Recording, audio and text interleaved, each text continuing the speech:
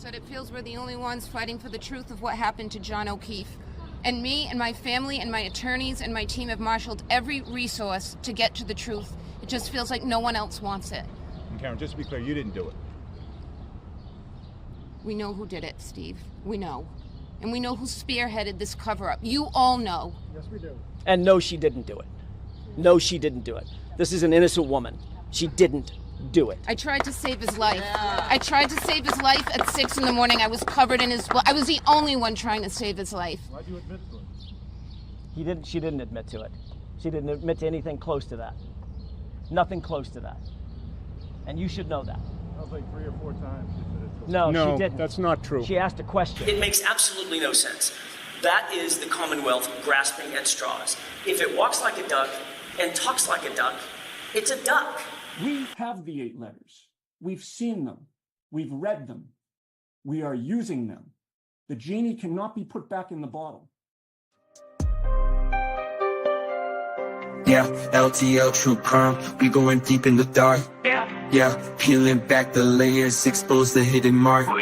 From the streets to the alleys where the secrets lie, getting into minds of the wicked, no alibi. LTL true crime, unraveling the web of evil. No stone left unturned, we dive into the prime. Yeah, we digging up the dirt, bringing justice to the crime. LTL true crime, unveiling dark realities every time. Yeah, LTL true crime, we going deep in the dark. Peeling back the layers, expose the hidden mark. From the streets to the alleys where the secrets lie, getting into minds of the wicked, no alibi.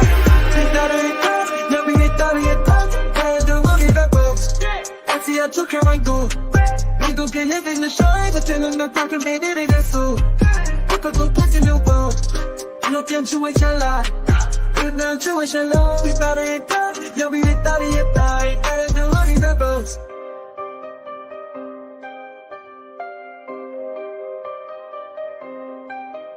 Hey, I pick real true crime.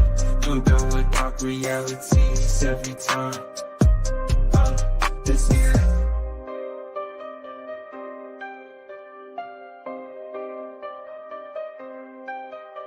yeah, I pick real true crime. I'm done with dark realities every time. Yeah, LTL true crime. We going deep in the dark. Yeah, peeling back the layers, expose the hidden mark. From the streets to the alleys where the secrets lie, getting into minds of the wicked, no alibi. LTL true crime. We going deep in the dark. Yeah, peeling back the layers, expose the hidden mark. From the streets to the alleys where the secrets lie, getting into minds of the wicked, no alibi. LTL true crime. Hey, good evening, everybody. How is everybody doing? It is February 26, 2024, and I want to start this show off and just say happy birthday, Karen Reed. Wow, what an amazing day. Just an all-day event. It was a very, very long day. Personally, for me, I started at like 4 a.m. this morning. I could not get back to sleep. I had like about 5 hours of good sleep and then just woke up and tossed and turned and eventually got up.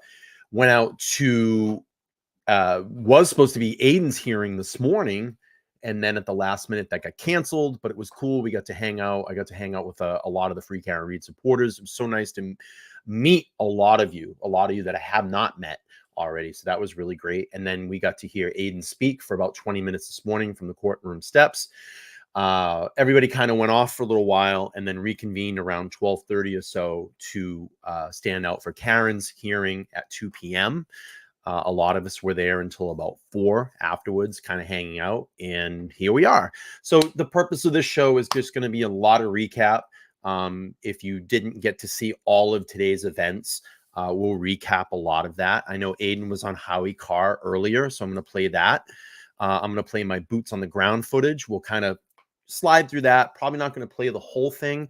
And then I reached out, was actually talking to Melanie Little, my friend Melanie Little, and she actually broke down the hearing. And I asked her, hey, I'm not a lawyer. Would you mind if I replayed it? And she said, absolutely, you can do that.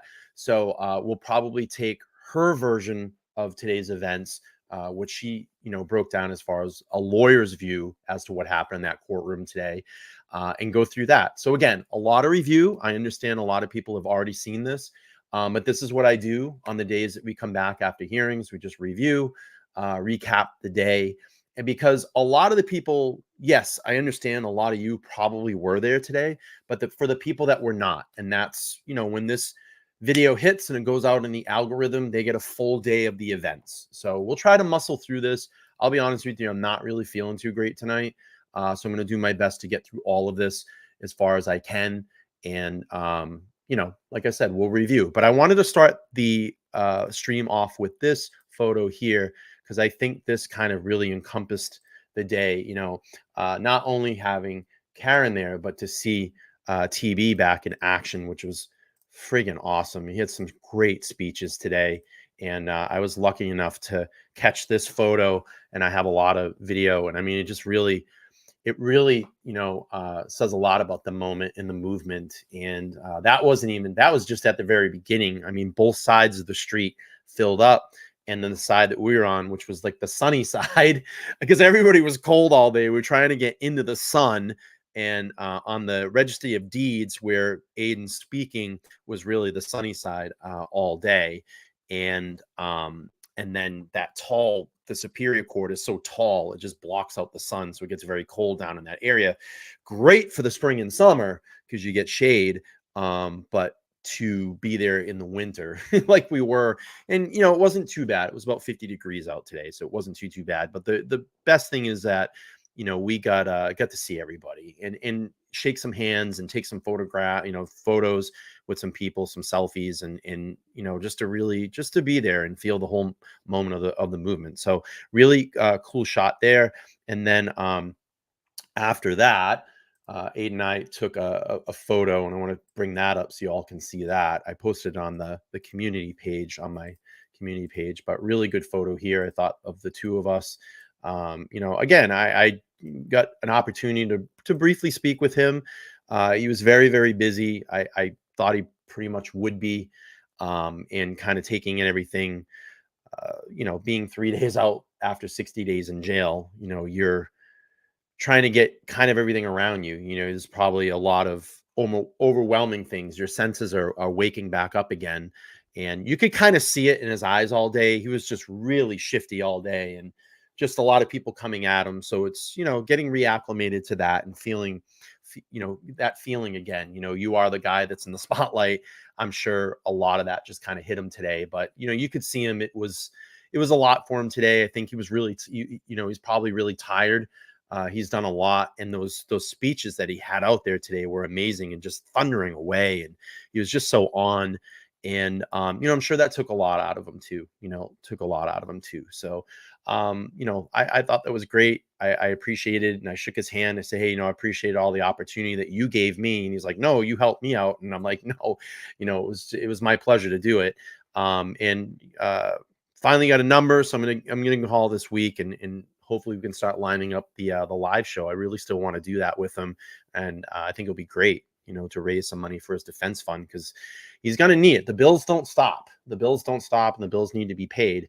And that was one thing, I caught on Melanie's stream earlier talking about Karen's, Karen's defense fund.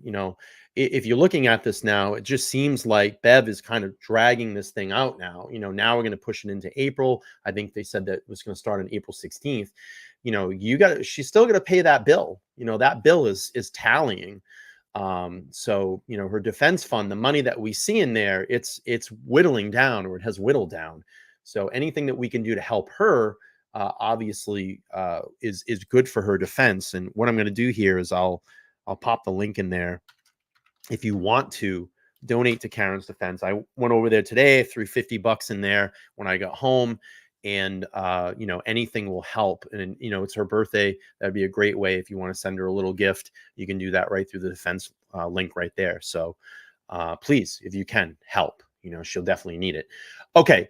So let's go into Let's do the hearing. Again, I got permission from Melanie Little to do this. So thank you, Melanie. I appreciate it. You've been a great friend of mine since we've done some streams together. We text all the time. We're in constant communication. I sent her some photos today of what went on. She said they were great. So I did have her permission to do this. And if you haven't checked out Melanie's channel and you're new here, please go over and check out Melanie Little's channel. I'll drop the link to her channel. And please give her a subscribe. She's an actual attorney. She breaks down all these cases for us and gives us her expert opinion as to what's going on in the courtroom. So that is her link there. Please go over and subscribe. I would appreciate it. All right, let's pull up the hearing here. It's about a 20-minute hearing. We'll have some commentary from Melanie where she can break down all the motions. Again, I'm not a lawyer. I just do this out of opinion and give you my opinion, the best of what I can figure out what's going on in court. Let me just find that. Here we go. And thank you, Melanie. I appreciate it. I text her and say, hey, is it okay if I play the hearing? She says, absolutely. So we'll get some free adverts for her too. All right, here we go. Some days it's really it's going to be really hard to hear because she's streaming the hearing and the hearing volume was low on the feed that she had, but we'll give it a whirl. We'll try it. And I appreciate her expert opinion. And low, and you can't even hear it. Yes, Darcy, that's a lot of pages. Yes, Mr. Cheesecake, they flew in for a 15-minute hearing. They had asked for an adjournment of this hearing last week, but it was never granted or denied. So everyone had to show up today. This was originally scheduled to be the hearing on the motion to dismiss the indictments that we went over the other day, but we actually couldn't go over the entire motion because the defense motion is still impounded. We did look at the Commonwealth's opposition to that motion. Truth and Justice checking in with a 499. Thank you so much. Says, I love the way you all support each other. Everyone is in this together in the name of truth and justice. That it couldn't be said better. And thank you so much for the 499. I definitely agree. We try to support as much as we can. We'll keep playing through here. So we got It's interesting that motion is still impounded or sealed, as we would say here in New York, under seal. There's a little chit chat. Yeah. Hello. I just want to thank all of my amazing moderators. Thank you, Peter Pranzo. Yeah. And to all of my amazing moderators who keep the chat classy. We like to keep it classy here. So you are welcome to chat, but we don't tolerate foul language, personal attacks. Oh, thank you, May. I appreciate it. Let's keep it classy. I'm a really good Scott good was another one of my amazing moderators who was on my last Members Only Live. We text came all on the time. and did a whole show with me. That was a lot of fun. Many of my moderators are retired law enforcement, so they do protect me, and we're not going to tolerate the trash talk. And look who's here. Glare is here. Yeah, it's great to meet you today. Thank you for coming up and saying hi. Team Brittany is another amazing moderator. Please don't do the name calling thing and keep the chat respectful, please. Thank you all for being here. Thank you. Hey, Jody, how are you? It was good to see you today, Jody. And thank you for walking out to my car. Jody was out there. She can vouch for it. The McAlberts were out in the parking lot, kind of huddling, like sharks in the water at the end. And I said, I got a little nervous because they were waving to me. They were waving to us and to me in the parking lot. It was crazy. And I said, I'm not walking over my car by myself because I was over near their SUV. So we all kind of grouped together and walked over. And ultimately, they ended up taking off before I left. But it was very strange. They were waving. They were waving to me. I was like, what is going on, bro? The sound always gets better when Jackson right? To speak because he knows how to use a microphone. Crazy, right? Imagine that. Yeah, it says 3,100 documents is about 2 bankers' boxes. Oh, thank you. Cannot confirm nor deny that. I just looked, Mr. Cheesecake. The defense motion is still impounded. I literally just looked on the docket. The motion to dismiss the indictments is impounded. The other motion is not. The motion to disqualify. We did go over that on my last stream. I think that was 2 nights ago.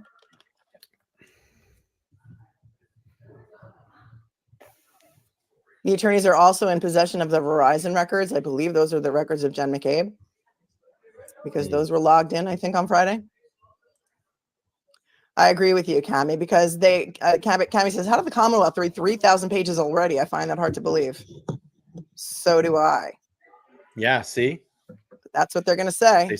Jody says they started pull out and then There's they our friend stopped. Jim. Weird. They were lurking in the Court parking lot clerk. and they waved. They waved in our direction.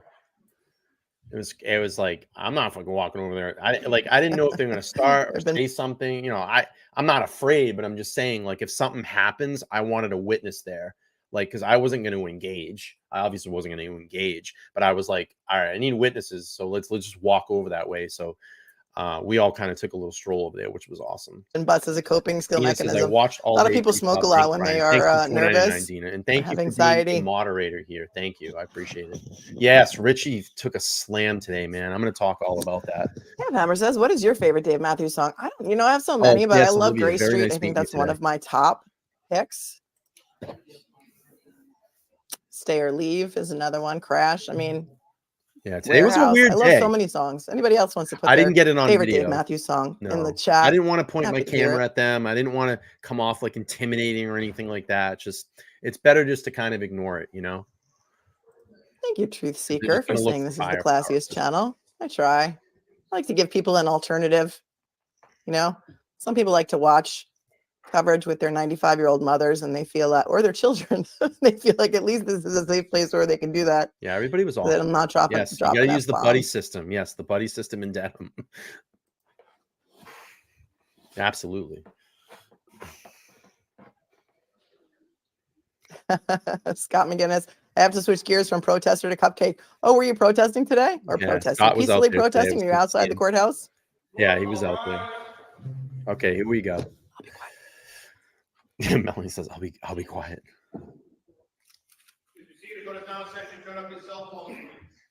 Afternoon. We are on the record on Commonwealth vs. Karen Reed on docket 22 CR 117. Oh yeah, I got it on tape. I have it on video. Good afternoon, Your Honor. Laura McLaughlin for the Commonwealth. Good afternoon, Ms. McLaughlin. Good afternoon, Your Honor. Alan Jackson. And just to give everybody any context, if you just come in here, Melanie Little, her and I talk all the time. I asked her today, can I use your portion of the stream when you broke down the hearing? She said, absolutely yes. If you're not subscribed over to Melanie Little, attorney Melanie Little, please go over and subscribe to her channel. She's great. She breaks down all these hearings and these legal documents because you know why? I'm not a lawyer. I'm not a lawyer, but I thought her take today was fantastic because it was scary when the Commonwealth came up with that they are saying that their investigation is in line with the federal investigation. And again, I think they're just grasping at straws, throwing a lot of shit against the wall and seeing what sticks right now. Because, I mean, obviously, look what has happened over the last, 2 weeks, leading up to this hearing. And she clarifies a lot of things in this. So that's why I wanted to use this and play through this. And she did give me permission. So, I appreciate that. All right, let's get on with the hearing here. Good afternoon, Mr. Jackson. Good afternoon, Your Honor. Elizabeth Little. And you notice how Lally didn't say it. He had the lackey up there say it. He wouldn't even say it. So I found that kind of comical as well, too. Lally was quiet, but he was ripping butts. He was ripping butts early this morning outside. And Aiden had that earlier. He was ripping butts in the parking lot. So that was kind of funny. I didn't even know he smoked. Good afternoon, Ms. Little. Good afternoon, Your Honor. David Yannetti for Karen Reed. Good afternoon, Mr. Yannetti. Good afternoon, Ms. Reed. Okay. Oh, all right. So here comes Mr. Lally. Were you expecting him, Ms. He's McLaughlin? late. All right. I'm sorry. I would not have. He was eating his lunch. He was closing his lunchbox up. She was probably freaking out that Lally wasn't there yet. So Lally walked in late. We just basically and apparently the judge was surprised to see him too. Oh, I know that the audio, I'm going to try and speak softly and carry a big stick. Well, there's another quote for you. Because I know the audio is low and you probably have to turn up your TV and I don't want to blast you out. Ripping butts. All right. So, Mr. Lally, if you just say your name for the for FTR. Yes, getting the sure. laughs. All right. Good afternoon, Mr. Lally. He's like, Okay, this so poor sap. when we This were guy's all gonna go last down. in court This on guy is gonna go down so fucking hard in the end of this. They're gonna literally throw this all on him. Oh, this poor sap. February 15th, there was obviously Mr. Lally, why don't you have a seat? Oh, A joint motion look at to Melody's continue face. the motion to He's dismiss. nervous, the motion for Nelly, sanctions today, and huh? Disqualification, and have those heard on March 12th. So at the time, as you all remember, I said it was premature. So now we are in receipt of your motion to continue because of recent developments. So I'm also mindful, I did just this morning receive a letter from the Deputy U.S. Attorney. Okay, so the deputy U.S. attorney is writing to the judge. It's a big deal, Interesting. my friends. That is a big deal.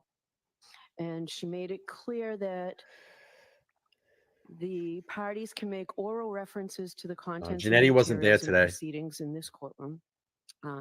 But she also cautions that Excuse me. only is necessary to further the proceedings. So in light of that caution, I obviously have not seen and have no idea what these materials Yeah, we're going to are. get into that, In Chrissy. light of that caution, what I'd like to do is I want to get through set this hearing some first. dates. I do agree that we can hear those. Because I didn't get into court today. It was so packed in there, and they said that there was people that were in there sitting since 9 o'clock. So I didn't get into court. I had to kind of hang outside and didn't get to hear the hearing. I didn't hear any of it. I just heard some of the replay on Melanie's when I was cooking dinner later this evening. So I did not get into court. I was pissed. I didn't get in the courtroom today. Motion to dismiss, a motion for sanctions and disqualification. Nothing on the So I'd Canton like the 9 yet. parties But to- Aiden's going to have some It updates says tomorrow on his received channel. The information from the U.S. Attorney's Office on February 21st, and I know you outline in your motion that it's very voluminous. That's correct. All right. The evening of the 21st, we basically Yeah. had access to it starting on the 22nd until today. Okay, so that's why I'm going to give you until March 6th to file any supplemental memo or motion on those. Okay, that's not a lot of time. That is not a lot of time at all. So they just came into possession of these materials. Today is Monday, February 26th. They came into possession of these materials on the 21st, the evening of the 21st, which was last Wednesday. And she's giving them until It's crazy. March 6th. That's 9 days. 9 days. That is a ridiculously small amount of time to digest, brief, have experts look at all of this material, which Alan Jackson is going to tell you how much material it is, but she's not really going to let him talk much. 2 point on the motion to dismiss, a motion for sanctions. So the defense has until March 6th to file any supplemental motions and memos on those two. The DA has until March 11th to respond. And on March 12th, we'll have a hearing on those motions. If I may be heard. So they have literally less than 24 hours to digest the prosecution's response before they have to come in on the 12th and argue the motion. It's an enormous motion. This is the motion to dismiss the indictments based on prosecutorial misconduct. You know, it's kind of interesting here that I noticed some body language too. Jackson stands up, and it's almost like Little and Yannetti are almost kind of shocked that he stood up this early. You notice that? Look at Yannetti and look at Little kind of looking at Jackson like, oh, okay, he's going to stand up now. I found that kind of interesting when I saw this earlier, but he wanted to get something out there quick and on the record. And bias that we went over the other night. I mean, I have Grant. that's a Paul. really, We're gonna get really all to that. tight Trust me. We're timeline, gonna and get I all would to that. suggest to you Jackson's that it's pissed. unfair. But hey, that's just my Get opinion. through the But hearing. if I was I'll answer a lot Alan of Jackson and I was her later. defense team, I'd be Get saying, to "What my are you phone crazy? Like, there's no way." I have more of a scheduling order, and then I'll hear you. I just Okay? want to be here on the scheduling before we move off that topic. So thank you. Yep, no, this is all the dates that we're moving. You move to continue, and these are the dates we're having. You want me to say them again, Mr. Jackson? That was so rude. You want me to say them again, Mr. Jackson? As if one of the other 3 people sitting at your defense firm didn't write it down. Want me to say it again for you, Mr. Jackson? Wearing a mask.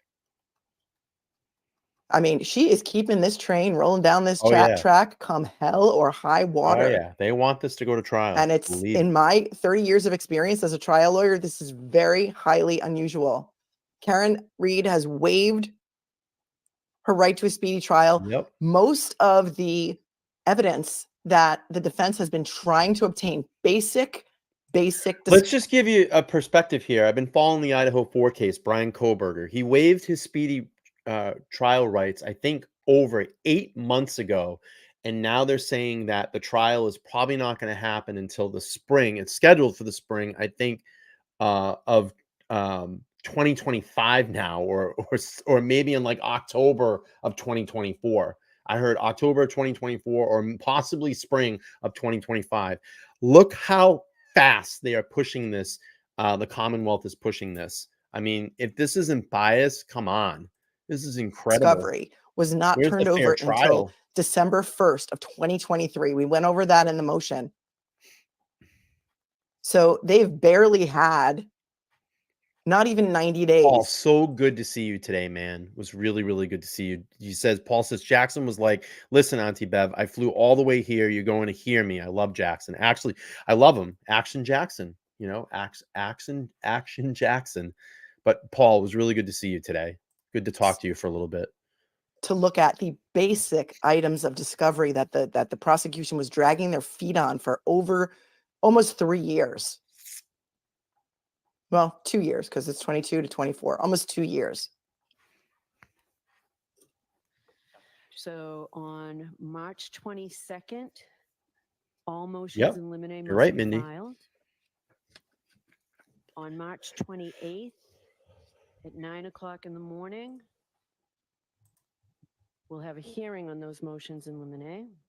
Okay, first I'd like to discuss with you what a motion in limine is, because there may be many of you who do not know what a motion in limine Please is. tell us, Melanie, because I don't know. A motion in limine is an evidentiary motion that is held before trial, which is either to exclude or include certain evidence at the trial. For example, Thank you for watching on Twitter.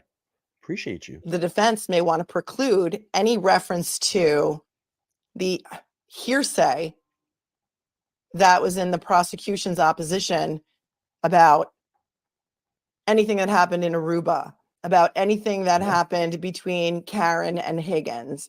They may make that motion and say, for example, that. And here's the thing that I said last night, and I talked about this. They're trying to say, the Commonwealth is trying to say, and Higgins is trying to say that Karen came at him. Well, what if it was the other way around? And they're trying to twist it to make it look like it's playing into this narrative of what the Commonwealth wants you to think about Karen Reed. How do we know that Higgins didn't push himself on Karen or make a pass at Karen? Could they be the Commonwealth twisting this? Let's twist the story and make it the other way around. Oh, Karen came at me. How do we even know? It could be the other way around. Evidence Who cares? Is more prejudicial than probative. It should not come in at trial, and it has no place here. It's not relevant. Right, Bob? The court, outside the presence of the jury, obviously, and before the trial, will rule on these evidentiary motions and decide whether or not certain things can come They've in. flipped and lied about everything else that they've put out there. Why not add that little sprinkle on the top, like we're sprinkling the taillight around? Let's just turn around and make it look like Karen came for me. They know her public perception. She's loved. We stand behind her. There's tons of people that show up for the movement to support her on these days on her trial. It's nothing like that has ever been seen before.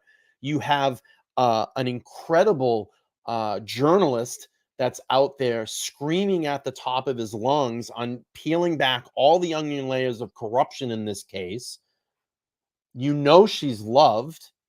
So let's turn it around and make it look like she's a stone cold killer. She's the one that was making all the passes at people. She came on to Higgins.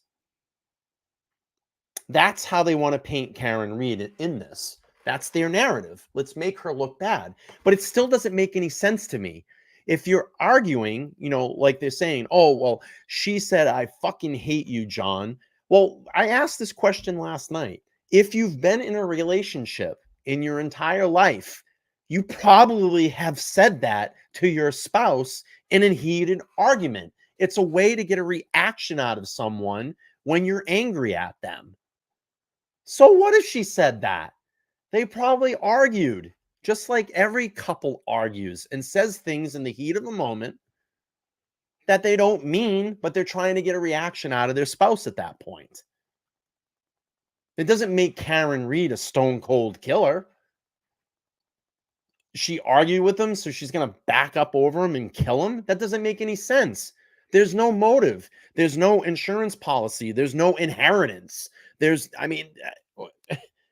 If you're angry with someone and you want to break up, you just break up and you leave them. Just makes no sense. In a trial.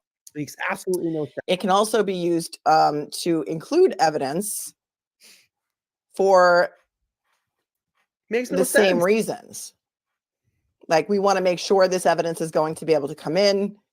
And a lot of this is done. You're going to say that Karen wanted to be with Higgins, so she ran over John to embrace her new lover? That's a fucking stupid story.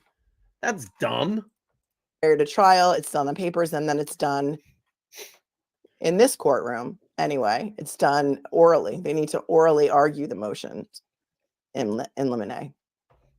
So let me know that makes sense to you. If you have any questions on that, just let me know. Yeah. It's good to have the evidentiary issues about what's coming in and what's not coming in decided prior to trial. But then, however, if one of the sides opens the door to that evidence, it may come in anyway. Liz. On April 12th, there'll be a final trial conference at 9 a.m. And on April 16th, the jury trial will begin. So it's a 5-week continuance of this jury trial. So I'll hear you. So I'll hear you, but I don't really care what you have to say, but I'm going to be nice and let you speak. Because putting this trial over for 5 weeks, in my opinion, is no way enough time based on the document dump that they received from the feds about the investigation of the Karen Reed investigation 5 days ago. I appreciate that, Your Honor. Thank you for hearing me on the issue of scheduling. I just want to bring to the court's attention a couple of things.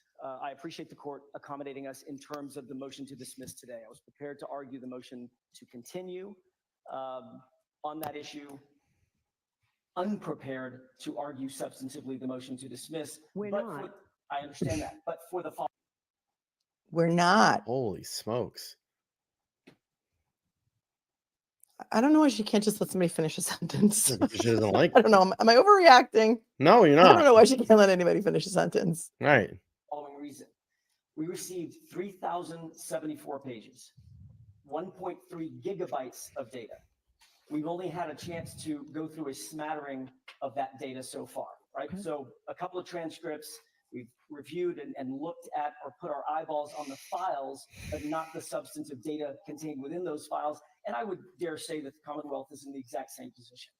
There has been an additional TUI request by the Commonwealth that the court is probably not aware of. That came in on Friday. Ms. McLaughlin asked the U.S. Attorney's Office, pursuant to TUI, which is exactly I the heard same that too. protocol that we utilize to get these almost 3,100 pages of data. And so we're expecting that to be heard at some point through the U.S. Attorney's system. In other words, they're going to have to go to the magistrate, deal with the TUI system the same way that it took place here. And that takes not days, but weeks, I expect. So there's another TUI request made by the prosecution last Friday. Perhaps they didn't like what they got and they're looking for some more stuff. And again, if that motion is granted or that TUI process, you saw how long it took for them to turn over this material. The TUI process is jumping through hoops and it's a procedure that needs to be followed. And we thought that the TUI information was going to come a lot sooner than last Wednesday, February 21st. So now, based on the fact that the Commonwealth made an additional motion for more stuff from the feds on Friday, that could take another couple of weeks at least. We also haven't finished the Bodhi protocol, which is the state's protocol with the crime lab that you're well aware of.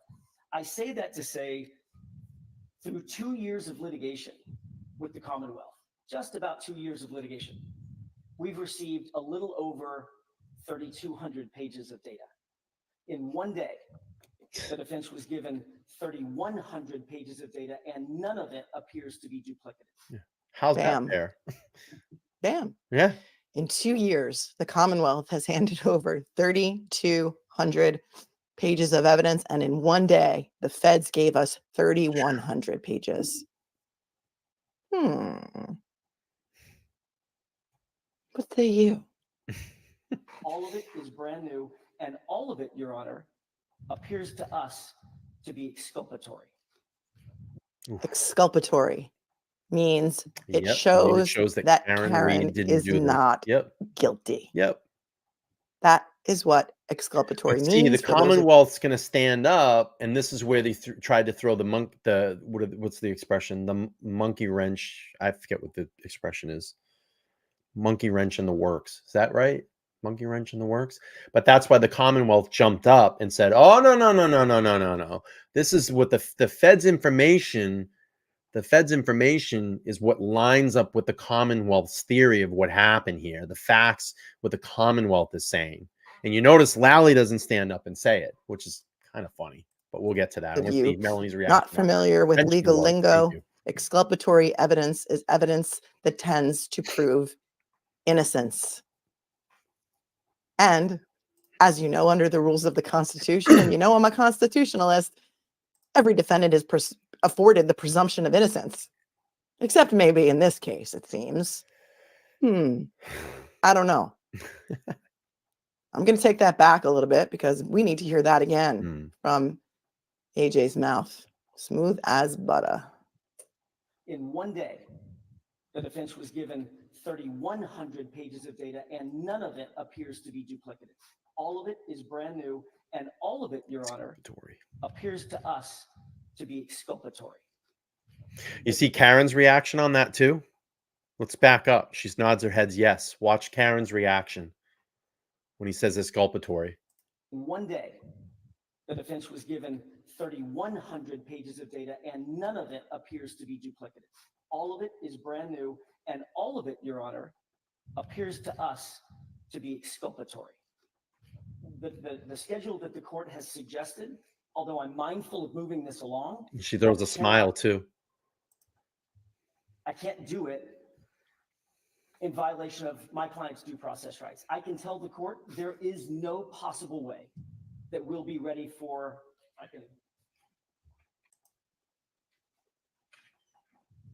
God, Jackson's so Meaning her due process right to a fair trial. Yeah. Every defendant has the right to a fair trial. just to grab my notes, there will be no possible way that we could have all of our motions written on this issue alone, just the motion to dismiss by March 6th.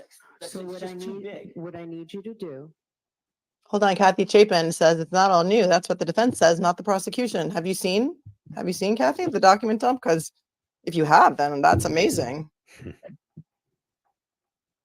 I didn't know this either, and I actually learned something today. You know, I thought that when the defense gets all this information, they actually read through it. They don't. They hire, I think, a company to actually do it for them and read all the legal language in it. And I could be wrong on that, but I think Melanie was explaining that earlier. That's something new to me. Again, I'm not a lawyer. I thought that when you just get 3,100 pages of documents, you're looking through that. They actually have someone that goes through it and translates it for them.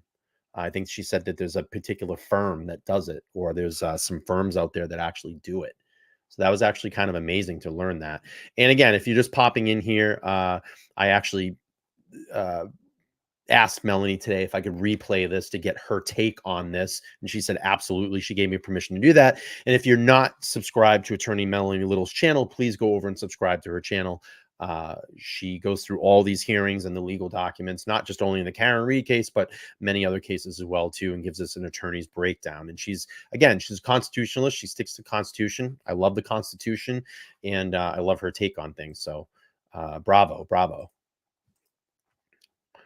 I submit to you, the feds did a separate investigation than the Commonwealth, and so it's definitely different information. They're not going to regurgitate back to the defense all of the same discovery that was turned over by the Commonwealth, because it's a different proceeding and it's a different investigation. I don't know. That's what I say. In writing, why? Sure. There'll be no possible way that we could have all of our motions written on this issue alone, just the motion to dismiss, by March 6th. That's So it's just too big. what I need you to do is put in writing why. Sure. You need to put it in writing. Why? Because I'm not just going to take your word for it orally. I'm going to put the burden on you to do another motion for which Karen Reed will be billed however many dollars an hour for you to prepare, instead of you just telling me why orally here today while you're in court that you flew to California to be here for, why you can't have it done by then. Now I'm going to put the burden on you to make a motion and bill by the hour. I can't even imagine, my friends, what the legal fees have been so far in this case. Oh, it's insane. I can't even imagine. I have a good idea. It's not good enough that he says there's no way that we can be ready by then, because all of us with our common sense are thinking, through my sources, like TB says, through my sources, I have a pretty good idea what the legal fees are. It's a lot of money.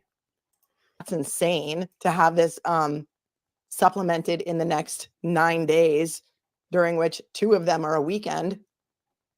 But make another motion and tell me why you can't. Is Suzanne still in here? If you are, this is the camera that I have.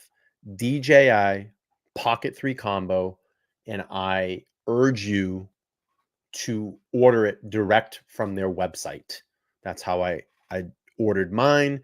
And then if you get it direct through their website, you can sign up for like $50 to get an extended warranty. And I would urge you to do that as well too. So DJI, and there's also little other things that you can get on their website. Okay, let's keep playing through. All right. I can tell. I am very mindful, though, where the U.S. Attorney says we expect, of course, You're that welcome. the parties will disclose orally the materials in court only as necessary to further the proceedings. So put something in writing, get it to me by this time next week as to why you cannot be ready specifically. But I'd urge you to use that time getting ready. Really? I'd urge you to use that time getting ready. I want you to do a motion to tell me why you can't be ready, but I'm probably not going to grant it. So I would urge you to spend your time getting ready. Yeah. Because it's not enough that you just told me. And not only did you just tell me, but I'm sorry if I'm speaking too loud, I'm blowing you out, that the deputy U.S. attorney also sent me a letter telling me that you were indeed turned over 3,074 pages or 1.3 gigabytes of data from the federal investigation. That's not enough. I want you to not only tell me why you can't get ready, but in the meantime, still get ready. Right. What? Yeah. What? Oh, thank you, Paula. I mean, where's Judge Newman when you need him? Wasn't that the Murdoch judge? All right. May I have just a moment to confirm? Were you making in reference to, let's see. Are you making a reference to me streaming Melanie's video? Because if you are, ask permission to do it. I'm not a lawyer, and I wanted her to hear her take on this. And if you want to see the text message, I can show you. Her and I actually have a lot of conversation. So I asked her, hey, do you mind if I replay your breakdown of the hearing onto my show? Sure. No problem. So, yeah, I wanted to hear her take on this. I'm not a lawyer, and I thought that was very interesting what she had to break down, because it was a very scary moment today. And a lot of people were freaking outside the courtroom going, the prosecution said that the federal investigation lines up with what they have to say in Karen Reed's case. And I wanted to hear a breakdown. So I don't know if you're calling that out. But, oh, I got you.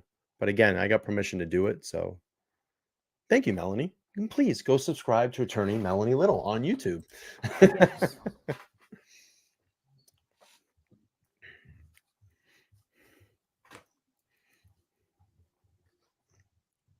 This was interesting. No, I thought you were cursing at me about it. No, she gave me permission to do it.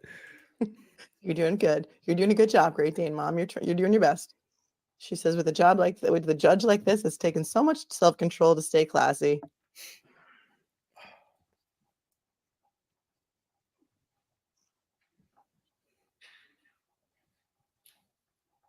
Oh, no problem, Pro Bowl. Kaylin, Judge Bev acts like nobody's watching it. It's all happening in a bubble. There's a Glare. I think Glare streamed today for quite a while. He did the hearing. I think he had quite a few people in there today. Good. That's great. Your Honor, thank you for accommodating Good stuff. that quick chat. I want to make sure that the court understands Oh, here we go. that in addition to, and I'm just going to pull this up really quick because I talked about this earlier. Angela says attorneys that review discovery for cases is called doc review. Some firms have tons of attorneys in the basement that do this all day. I don't think this would require that many people. You got to think, and I think Melanie talked about this earlier. The Commonwealth is going to have a ton of resources. These are small. There's not a lot of people. So I think she talked about that. A lot of times things will get subbed out and they go to an actual, I don't know what it's called. She's going to explain it. And I actually learned about that today. I didn't know that. I thought when they get 3,100 pages of discovery, they have to look through it. They actually have people that translate all the legal language and break it down for them. Because I'm sure that Jackson doesn't have time to read over 3,100 pages. So it will get broken down.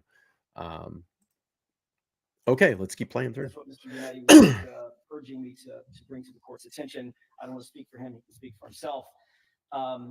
There is a motion to disqualify, which is also robust in its scope and terms. He's going to be arguing that is yet to be on calendar, and he just Been extremely tough on her. There's any way that he could be ready on this briefing schedule for this kind of influx and incorporation of this level of data. So There's you going to be. come with I don't that know in if it's a writing paralegal. as well, Mr. She'll Yannetti. explain it. I just want to put a sort of a precursor to the court. We expect additional rules based on what we've got so far. Could be. He's like, yeah, I will do that. Yeah, I will do that. Because we went over the motion to disqualify and for sanctions the other day. That's the one motion that we did have both sides on. And we were able to read that, and it's voluminous. And it's based on prosecutorial misconduct, based on Morrissey's video statement that he gave. And the entire opposition to that was, don't look over there, look over here, look over here. Turtle boy, Right. Aiden Carney. Yep. Nothing to see here. They did not even address all of the failures to turn over the evidence. And we went over that at length. And if you haven't watched it, the title of that stream is called something like Motion to Disqualify and for Sanctions. And I think that was just 2 nights ago. I lose track of days, but I think that's what it was. Yeah. So for them to now be dumped all of this federal information, which is information of the federal investigation into the investigation, which goes directly to the heart of the motion to disqualify and for sanctions. And for her to now say, well, put it in writing why you can't be ready to argue that motion. Well, because there's 3,000 more pages of new information that goes to the heart of that motion. It's a little unconscionable. Absolutely, Lisa. Strains credulity that they could be ready. And by the way, there's not even a date on the calendar for that yet. Far. And I'm happy to describe a sampling of it if the court wishes. But based on what we've gotten so far over the last 48 business hours or so, there's going to be additional Rule 17 motions, significant additional Rule 17 motions. There's going to be additional Rule 14 motions. We're going to have to. Suzanne says LTL True Crime document review is like this is done by both attorneys and very experienced paralegals. It's very expensive to keep that many people on staff. I'm sure this is costing tons of money. Like I said, when you go to Karen Reed's defense fund and you look at the money that's in there, most of that, probably all of it's already spent. So it's not that big total number that's just sitting there and waiting. And it's the same thing with Aiden. It's not that total big chunk of money that's sitting there in the pot that he just keeps plucking out of. Probably a lot of that's already been spent. All right, let's keep playing through. Supplement the motion for disqualification Mr. Yannetti just alluded to. Yeah. No, I understand, Greg. We kind of ironed that out. We will be filing a motion for extraordinary governmental misconduct based on certain evidence that Hmm. we just received. But Misconduct. all of this has to predate any reasonable effort that we have to prepare for trial. So my suggestion, and we'll put it all in writing, Yeah. as the court suggested, but I can tell the court that based on what I know, and I know that the court is operating a little bit in the blind because you don't know what we know, what we have. You know, the bottom line is this, though. You know, if this is all dropped and comes out that there's all this misconduct and this cover up and all this stuff, which, you know, we know, Karen can just turn around and counter sue and sue the state, and sue all the Commonwealth, and, you know, get all her attorney's feedback and then some, and is going to walk away a very proud and very rich person in the end of this. April 16 jury trial date is probably not realistic, but I will put all of that, the court has directed me to. We'll put all of that in writing, and we will suggest what we think is a reasonable trial schedule and Yeah. briefing schedule based on what we've just received. Okay, let's take a little short break here to go over the difference between a Rule 17 motion and a Rule 14 motion. A Rule 17 motion All right, let's is hear to this. obtain third-party records Mm. or third-party discovery. And he says that they are going to be making based on what the feds have turned over, significant Rule 17 motions. And that is the process whereby a lawyer can ask the court for a summons for third-party records.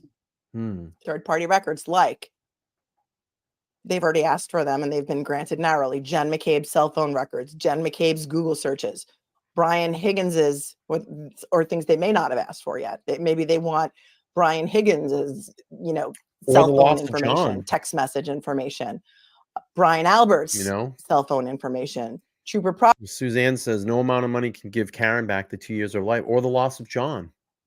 There's no amount of money that will bring that back. There's no amount of money that will bring that relationship back. It's terrible. She's had to deal with this for 2 years. 2 years. Proctor's cell phone information, all kinds of records that come from third parties. And he says that based on all of the mountain of evidence that they've just received, they are going to be making significant Rule 17 motions. Rule 14 motions are regular discovery motions where they're asking the Commonwealth to turn over discovery that they have not turned over yet, things that they need to either test or look at, or other things that have not been provided. So based on his cursory review of the documents that they just received, as he says, a little over 2 business days ago, they're going to need to be making significant additional motions prior to trial. And she's now set the trial date for April 16th, which is 5 weeks from the original trial date of March 12th. And he says, no way, no how, ain't happening, because you're violating her civil rights of letting her have a fair trial if you do that. If you're just popping in really quick, we're just replaying Melanie Little on the stream today, her take on Karen Reed's hearing. Again, I'm not a lawyer, so she's breaking this down very good for us, obviously. And I did get Melanie's permission to play this stream, so I want to thank Melanie for doing that. If you're not subscribed over to Melanie Little, please go over and check out her channel. It's Attorney Melanie Little on YouTube, and you can find her on all the socials as well too. And we'll keep playing through. Okay, so I need that by next Monday at the latest, okay? Monday, 1 week. This will go for A week from today, yes. Oh, welcome in, Linda. If you didn't hear what she said, Your Honor, if I may, the Commonwealth has had the opportunity to go over all of the information that the feds have provided. I'm not sure who this attorney is. If anybody knows, has she been there the whole time? Because I don't recall seeing her at any Thanks, Chris. other hearings. But, you guys, Thank you. we've watched them together, but I'm not sure. Okay. It is voluminous. It is, there's a lot of material there. However, the Commonwealth would dispute counsel's representation that the material is new information. I would say approximately 90% to 95% of the material that we received is consistent with the Commonwealth's theory of the case and the testimony that went to the grand jury of witnesses' statements. There is some new information that council will use in their motion, and the Commonwealth understands that. However, I would say the evidence as a whole is very consistent with prior statements made by witnesses that testified for the Commonwealth. So I never heard anything in there about the federal investigation. That was the big rumor today, that this was floating around. I'm going to go back and just replay that, because that was the big scary thing today. Oh, it lined up with the federal investigation. I never heard any of that.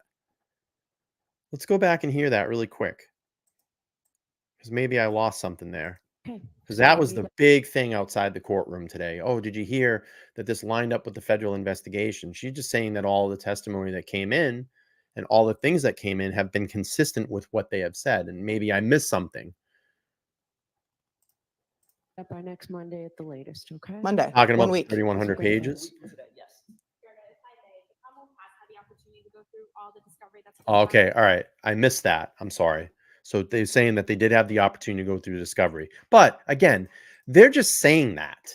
They're saying that it's, they're going to throw that out there, that it's lining up with their theory. Now, how do we know that? We don't know that. And they could just be throwing, shit against the wall and see if it's going to stick. I mean, who are you going to believe at this point? You're going to believe Jackson, or you're going to believe her? I mean, come on. I tend to believe Jackson. If you didn't hear what she said, Your Honor, if I may, the Commonwealth has had the opportunity to go over all of the information that the feds have provided. I'm not sure who this attorney is. If anybody knows, has she been there the whole time? Because I don't recall seeing her Right, at any Marcy, exactly. other hearings. Jackson. But you guys, we've watched them together, but I'm not sure. Okay. It is voluminous. It is. And if they're so confident about it, then why didn't they have Lally stand up and make this statement today? Why was he sitting in the back, basically sitting all day and not saying anything? Because Lally probably didn't have the guts to stand up and put this on the record today, because he knows it's bullshit. Material there. However, the Commonwealth would dispute Exactly, counsel's Dr. Bob. representation that the material is new information. I would say approximately 90% He's to ripping Bob. 95% of the material that we received is consistent with the Commonwealth's theory of the case and the testimony that went to the grand jury of witnesses' statements. There is some new information that counsel will use in their motion, and the Commonwealth understands that. However, I would say the evidence as a whole is very consistent with prior statements made by witnesses that testified for the Commonwealth. Okay. Well, Witness statement. like I said, I Why? don't think the feds are regurgitating back all the witness statements that both sides already have, because this was an entirely separate investigation of the investigation. So if she's saying that all of the Good point, witnesses Joe. who testified in front of the federal grand jury testified in the same way that they testified during Karen Reed's grand jury, which was in May of 2022, that could be a problem for anybody who continues to perhaps state mistruths under oath in a federal grand jury. But that seems to be what she's saying. And she was probably working all weekend reading all of this stuff. But again, we don't know what it says. We're not going to know what it says. And it's sealed. Nick, They're nice allowed to see you in the refer to chat, it, buddy. Good but to see you out there today. not attach it as any exhibits that are unimpounded or talk about. I'm going to be doing I guess Brockton the tomorrow. There is actually at 7 o'clock tomorrow. There's a special council meeting for the school board committee. I will be streaming that live tomorrow at 7, and I am not letting Brockton go. I got so much shit that I'm going to dig up on that and expose and bring that out to light. Your mouth is going to drop. I already have so much stuff on that, but I am going to be streaming the special council school committee tomorrow. I'm sure there's going to be fireworks. There were people out there protesting today at 6 a.m. If Karen didn't have a court date today, and if Aiden didn't have his apparent court date today, I would have been out in Brockton today broadcasting. There's a lot of people out there protesting today. Casey says, as always, good job keeping us informed. Yes. And again, if you're just coming in really quick, and I know I've said this 1,000 times already, but there's been a bunch of people coming in, replaying Melanie Little's take on Karen's hearing today. As you know, I kind of aligned myself with Melanie and stand by her opinion as a very well-respected attorney. And she gave me permission. I reached out to her where buddies. I reached out to her and said, hey, can I play your take? And she said, absolutely. So that's what we're doing here. And then we're going to get to my video today. We'll skim through that. I'll give you some updates of what happened there. And then tomorrow I will drop that in full. And I actually want to play Aiden's appearance on Howie Carr this evening as well, too. And we'll get to that. Okay, let's keep going through here. Sum and substance of even what it says. So, oh, exactly. I talked about that on my streams. It's not just happening, Right. it's everywhere. Yeah, absolutely. All right. So put it in an affidavit. Find Alan is standing up. He's buttoning his jacket. He's like, I have more. I'm not finished. Mm-hmm. Look at that cool bracelet he's got on his right hand right there. I wonder if he was at the Dave Matthews shows in Cancun this weekend, because I think I got one just like that. next Monday, but these days, as of now, these are our dates. Okay. I want to make sure I got the dates, all the dates that the court indicated. March 6th for the motion to dismiss. To file any supplemental memos on the motion to dismiss and the motion for sanctions, disqualification of the district attorney's office. The next date, March 22 for Yeah. motions, all motions in limine. Yes, for filing all motions. I'll skip through the March commercials. 28th for hearing on all motions in limine. April 12th, last readiness conference at Yeah. 9 a.m. Yes, And April 16 for jury trial. yes. Okay, Your Honor, if I may, I may not have heard. The March 12th date, was that 9 a.m. or 2 p.m.? March 12th, we can go at 9 o'clock It'll be a and we long can day. take all day. So, all right. Your Honor, what are the dates for the Rule 17s that we anticipate filing, which are we expect are going to be voluminous? Why don't we do those on March 12th as well? Yeah, why don't we do that on March 12th as well? Why don't we do that in 2 weeks from today? So you'll have to do all of these voluminous motions for third-party records and argue You're them welcome, within Kat. Thanks for being here. Appreciate you. 2 weeks from today. But of course, the motions will have to be in at least 5 days prior to that so that the Commonwealth has an opportunity to respond to it, and then you're going to argue it on March 12th. So why don't you put in writing why you can't be ready by that day, but in the meantime, be ready by that day. Where's Judge Hunter Carroll when you need him?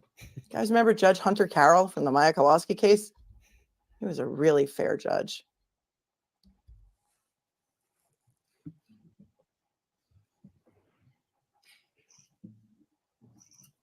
Thanks, Okay, Rochella. we have the calendar the court has suggested, and we'll file our papers by Monday. Karen talking a lot Great. today, huh? We'll see you on the 12th.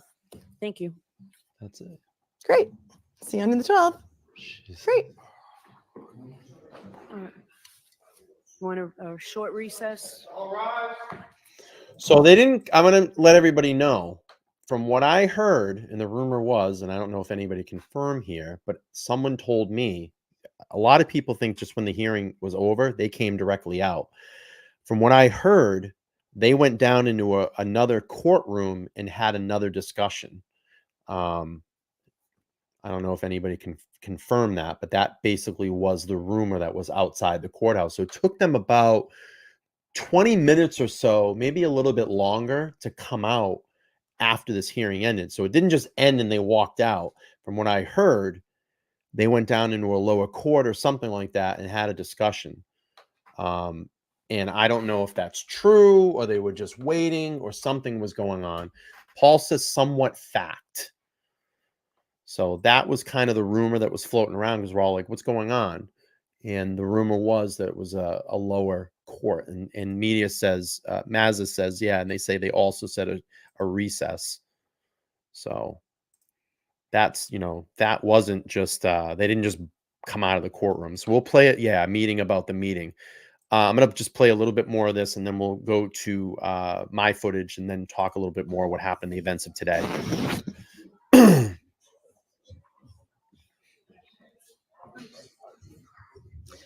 You can tell that Alan Jackson had so much more that he wanted to say, and he really restrained himself. Goodbye. Goodbye. And if you listen here, there's somebody who talks about being an intern. I caught this when I was watching it live.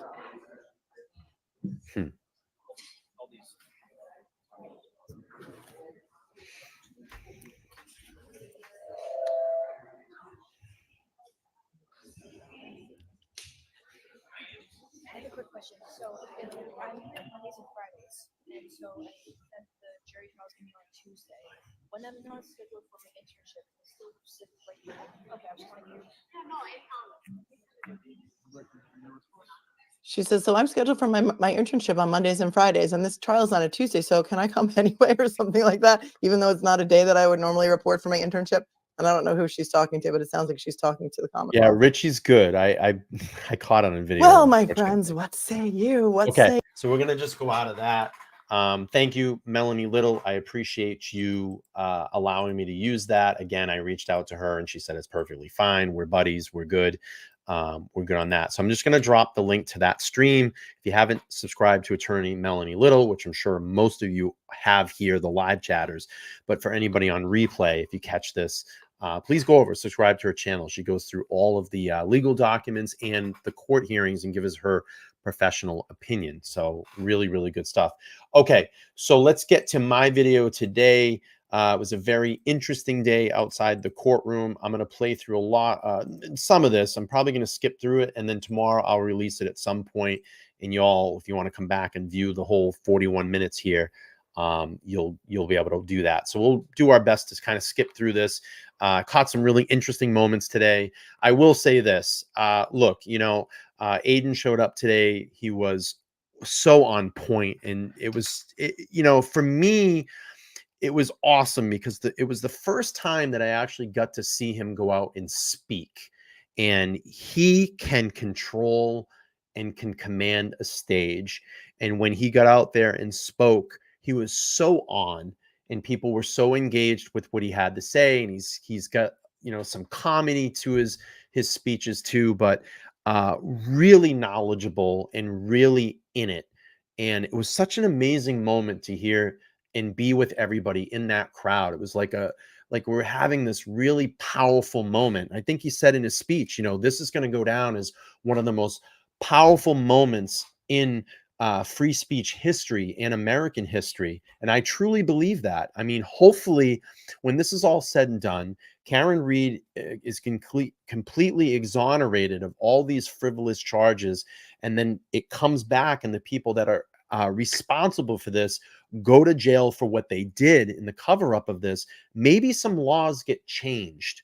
You know, it's ridiculous. You look at someone here, a guy that is just fighting, you know, fighting on courtroom steps to scream about the innocence of a woman that did not do this, and they chain him up and lock him up for 60 days like he's Hannibal Lecter. They literally put him in handcuffs and leg shackles, and there's people that do more things in our society, especially in Massachusetts, and they're allowed to walk around. They're allowed to walk around. People that beat people or punch people or assault people, they're allowed to walk around in our society. Here in the state of Massachusetts, and all he did was use the power of the pen. And I don't know if it's a Shakespearean, I don't know who said this. It might be Shakespeare, but they said, what is it? The pen is mightier than the sword. You know, it's a very powerful weapon. And they wanted to shut him down and shut him up. And I love it. He came right back out there and right back on again and was not afraid. I love it. So you're going to get to see some of that here. Unfortunately, I missed about 15 minutes, the first 15 minutes of his speech, because I thought my camera was recording and actually wasn't recording. So I missed it. But you might have all seen that live. But if you haven't, and you're watching this on replay, you'll get a little bit of what Aiden had to say today. So we'll get to the boots on the ground coverage here, and then hopefully get to spin up the Howie Carr segment here at the end. But I'm not going to play all of this. I'll skip through most of it. But we got some very interesting moments. You know, and here's the thing, though, too. The Mick Alberts show up. They have Lindsay with her, which caused a lot of stress for Turtleboy. They obviously used her as a weapon today. It's ridiculous. You know, he's out here trying to get back into his mode, trying to be out here and get back out to the front where he needs to be. And we have Lindsay showing up with the Mick Alberts to cause trouble for Aiden. And of course, you know, they're weaponizing her. They're using her, you know, to fight back against Aiden right now. It's complete bullshit. And, you know, look, it's intimidating. You're intimidating him. So I hope that Aiden had a conversation with his attorney, Bradel, today. I hope that there's something that they can put in place, maybe a restraining order against her, you know? And it's just showing you that she is the aggressor in all of this. Here's someone that's staying away from her, that hasn't had any contact with her. She tries to contact him the night before he's getting ready to be released from jail. She's now paired up with the McAlberts. I mean, who's being the intimidator? Who's being the one that's lying? And he's just out doing his thing, being out here where he wants to be, being out here at the courthouse and wanting to support Karen. And they show up and do that and weaponize her. That's intimidating. Is it not? Is it not, people?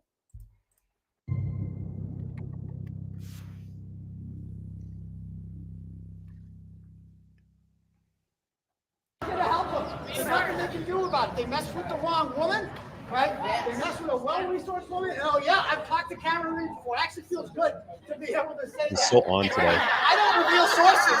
I don't reveal a lot of sources. But when the Commonwealth does it for me, they never. Yeah, he's working. Not only innocent, Karen Reed's a great person, an intelligent person. You all love her if you get to know her. Yeah. Fantastic person, and they messed with the wrong lady. They messed with her, and they tried to divide us. There's nothing they want more than Karen Reed defense team and all who people. That's what they want, and it failed again. It failed again. The best they can come up with is a bunch of random losers on Twitter who just spend all day lying, and that's all they got. Well, are they even going to come today?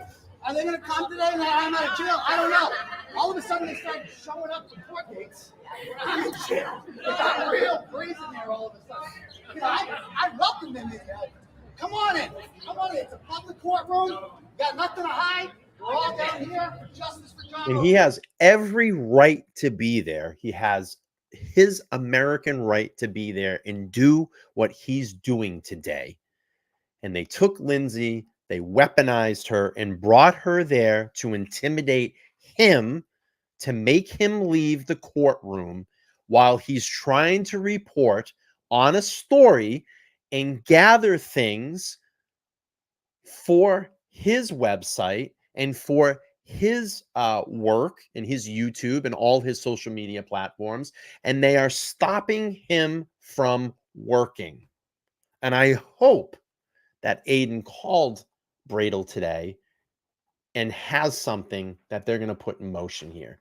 It's unbelievable. And again, I'm not going to play all of the speech. We'll kind of cut through this video just to give you a little brief of what happened outside today. But look at this.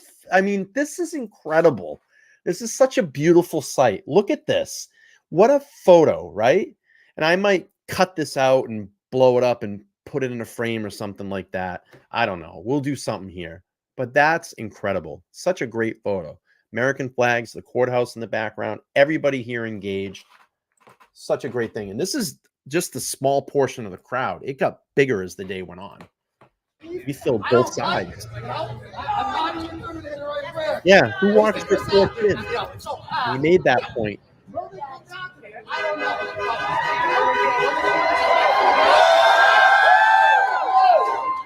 Yes, we're going to be respectful about it because we are on the side of righteousness here. We're on the side of goodness, and they're on the side of evil because they're the ones covering up the murder and killing an innocent man named John O'Keefe, whose only crime was walking into that house, and apparently people in there not liking him, and so they beat the bag out of him and hit him in the back of the head. And instead of calling 911 and trying to save his life, they threw him outside the wall like trash. And the last place that they saw Karen Reed's vehicle. And then they called in their good, close family friend. Yes! They called in their good, close family friend, Michael Proctor, who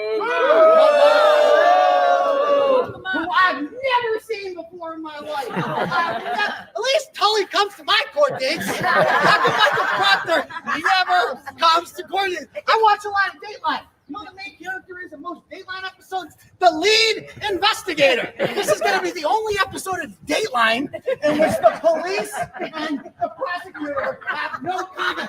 None. because the defendant It's in going this to probably case start is at clearly 9 a.m. Cal. 1,000% guilty. 9 And I've a.m. said this a million times. And Bev plans on staying all day. Not guilty.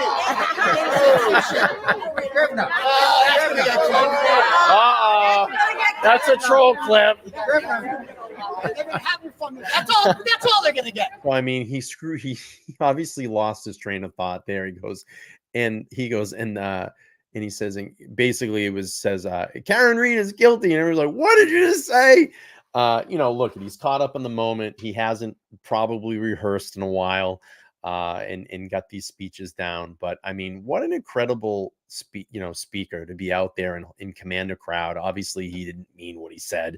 Got probably caught up in the moment, and it happens to us. Shit happens. We have, you slip, you say things in the moment, and you're like, what? Did my brain just say that? And look, the poor guy's been away for 60 days. He probably is a little rusty on his speaking, but I mean, again, super powerful moment to grab a crowd and grab the interest and keep this movement pushing. So it was really good. It's good to be out there. We'll play a little bit more of this, and then I'm gonna speed up a little bit here. Because other than that, they're gonna have a really bad day today. They already had a really bad morning. A really bad morning.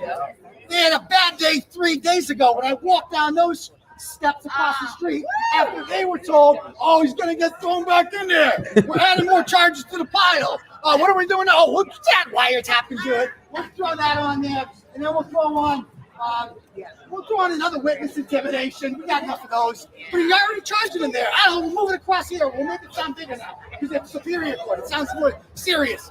But it's a joke. None of it's real anyway. I didn't intimidate any witnesses. Yeah, Biden moment. I was 1,000% set up by a corrupt special prosecutor. And by the way, we did a FOIA, and we haven't revealed this yet. We did a FOIA of how much Penn Mello is being paid by all you people, all the taxpayers. He is being paid $80,000 in your tax dollars to prosecute you. 80 grand, $400 an hour, up to 80 grand, and he's not even doing anything. I don't know. He's obviously, this is a little bit over his head. I don't think he quite knew what he signed up for. He's like, I'm calling in sick. I've never heard of a lawyer calling in sick to court. My lawyer had to deal with some nonsense a month ago trying to take away my phone. Hey! It wasn't enough to put me in prison. They're like, oh, that'll shut him up. We'll throw him in jail. That'll shut him up.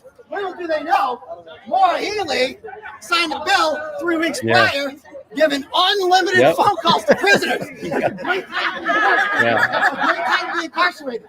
So I got to call people all day, and I got to have people run my website for me, and we kept in the content, and they completely failed at shutting me up. Oh my God! You can't cage the turtle. You can't cage the turtle. It's a fact. I mean, they tried. People was driving Melly crazy. No, that didn't work either. Because I got through it. I had my tablet, all you fine people messages, kept my spirits up, kept the fight for justice going. Yes, let's go. So, look at all the people. Like I said, this is the worst. I mean, what is the strong? What are they doing here? What are they going to say? Oh, this taillight. Oh, did you take any pictures of the taillight there? Nope.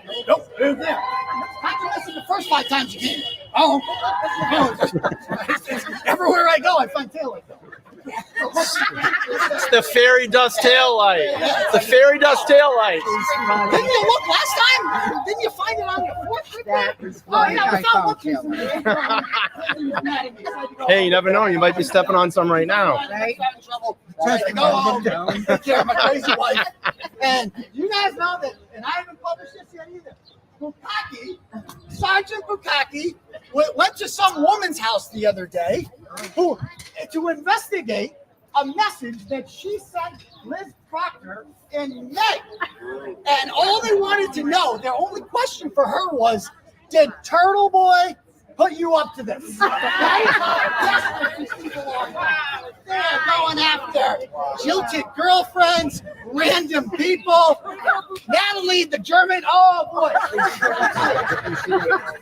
Let me tell you, if you guys tomorrow, so I have the entire 1 hour interview between Natalie the German and Tully and his little goatee. All right, I'm going to speed up a little bit. I'm sure a lot of you have already seen this, but tomorrow I'm going to drop this video. So if you haven't seen it, for anybody, when this hits the algorithm, if you haven't seen it, you'll be able to watch this in the entirety. I got a couple more things that I want to get through here because I don't want to make this a super, super long stream tonight because it is getting late here on the East Coast. But I'm just going to speed up, and no disrespect to Turtle Boy. But if you want to see the full speech tomorrow, you can go back and watch this. But I want to get some moments here where he closes up and we walk across street and see Karen come in. So no problem there. Okay. If you lose one of your streams, then it's a problem. Okay. Thank you, Turtle I Boy. agree. But Speed up a little bit. it's like, let me get this straight.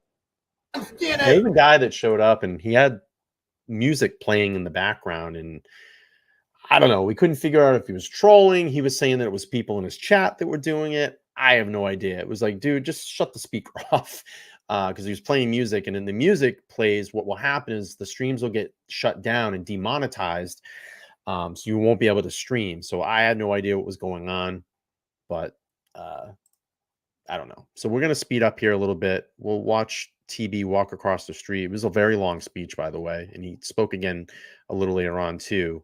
So this is going to just be when Karen shows up. Yeah. A little walk through the crowd. Yeah. And again, this video will drop tomorrow. You'll be able to watch it. I mean, we showed up this side of the courthouse. Big difference. The Superior Court side and the legislative view. Warren, you don't know how tired I am. I haven't.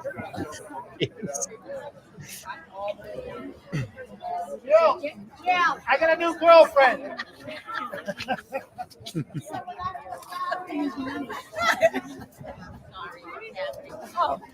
Yeah, Grant, we're going to get to that.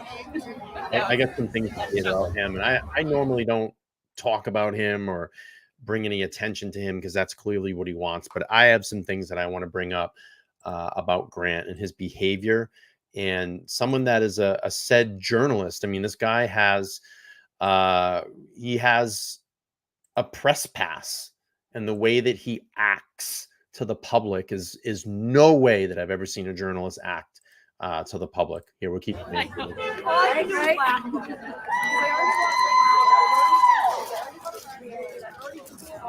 Easy enough. Yeah, I didn't see you today, Lauren. I mean, usually you are out there. Yeah, I didn't see you.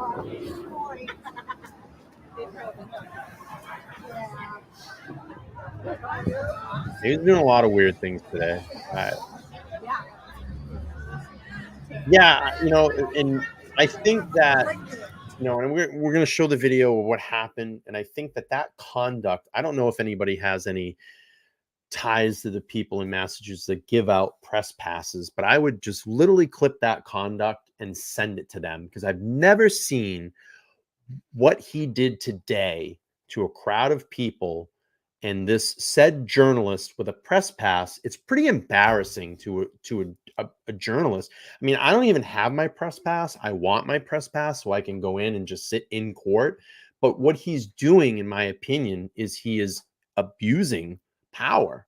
And the way that he's acting is very embarrassing. I mean, I saw a ton of journalists out there today. I mean, Aiden being one, just Aiden making a speech. And I saw Jess Machado out there. She interviews TB at the end. You'll get to see that. And obviously the mainstream media. But the way that he acted today is insane. And honestly, his press pass needs to be revoked or taken away or suspended or whatever the hell they do. And if anybody has any connections to report that, please cut my video and send it and get this turned in. It's unbelievable the way that he acted today. It's very embarrassing. It's unprofessional. You know, I report on stories. I'm down there getting footage, and the way that this guy acts, very embarrassing.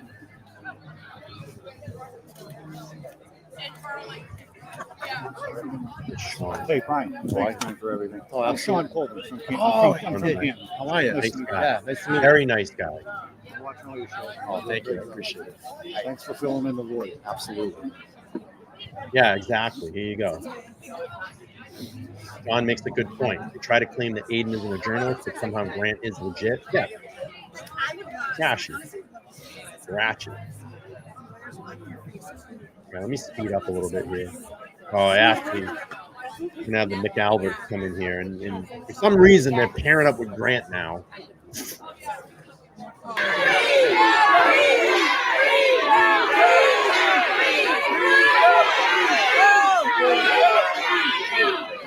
He's got touch pressure.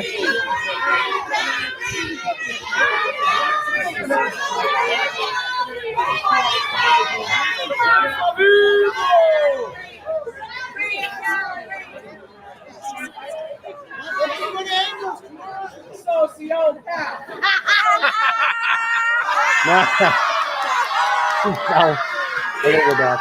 Let's go back. But this is a guy, this is an individual that's calling himself a journalist. That's embarrassing. You have a press pass, dude.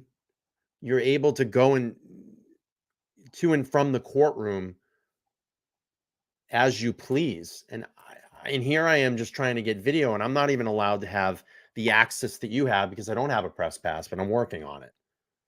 That's super embarrassing. This is how he wants to present the media. This is how he wants to present himself in the media. This here. This is how he says that he's a journalist. He flips the middle finger to people. I think it's pretty downright disgusting, and it's very embarrassing. And I mean, his mom is supposed to be some really high-powered attorney? You would think that she'd pull him aside and say, "Hey, what the fuck?" Right? Isn't she high profiled? She's high profile, right? And she's allowing him to act like this? It's pretty trashy. It's pretty trashy. It's pretty embarrassing. Pretty disgusting. Pretty disgusting.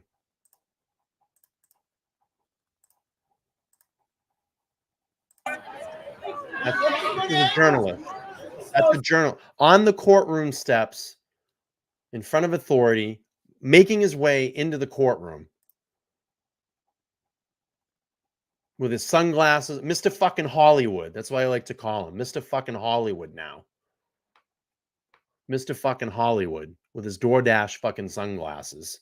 You know, he's going to be the center of attention. And I told you, and I talked about this the other night, he is someone that is very, very unhappy with himself. And he's bringing all this stuff out, and he's projecting it on all of you because, you know, he wants to be somebody. That's the thing. He wants to be somebody. But super embarrassing, super trashy. And, you know, and karma hits him right here. Boom. That's karma right there.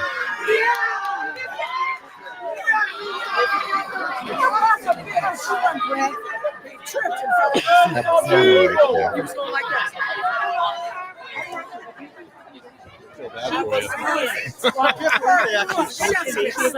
See that? Karma. Instant. All right there. Come on, I can't believe they actually really associate. Yeah.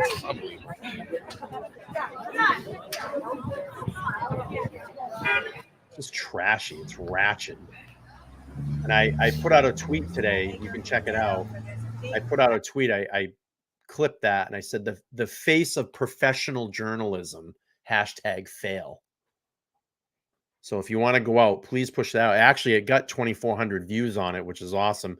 But please engage on that if you can. Give it some some hearts and some likes. Let's get that out into the algorithm and just let people know. That's the face of professional journalism right there. Unfucking real. Out of protesting.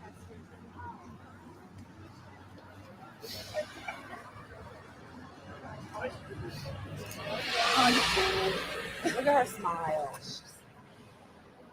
Karen is radiating today. Look She's great. beautiful, Karen. Happy Woo! birthday, Karen. Happy birthday, Karen. Happy birthday. She's happy.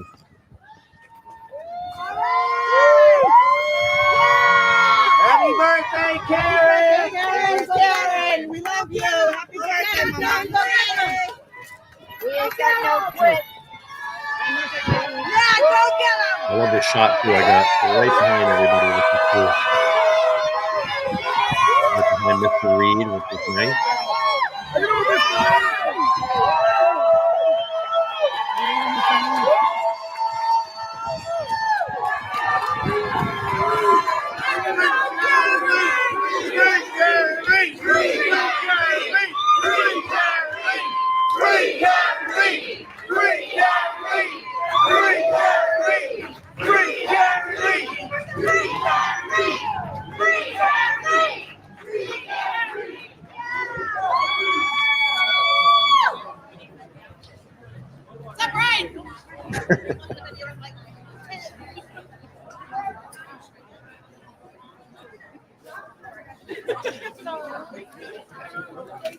But story that I have been thoroughly covering for the last however many months, 10 months, 11 months, whatever.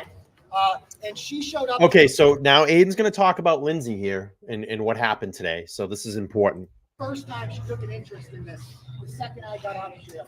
So, and she showed up with Paul O'Keefe, in case you were inclined to feel bad for him, with Paul O'Keefe, with Jennifer McCabe, and walked in there holding the piece of paper in their hand, smiling like this is a big joke. Domestic violence is a big joke. And this is it's disgraceful. Like the real thing is the worst part about this is women who actually need orders and don't get them because of people like her who make people not believe victims of domestic violence. It's disgusting. Right. But you know, ultimately at the end of this, I can hold my head up high, and she can't. So the Lord hears you. This is what she wants. That's fine.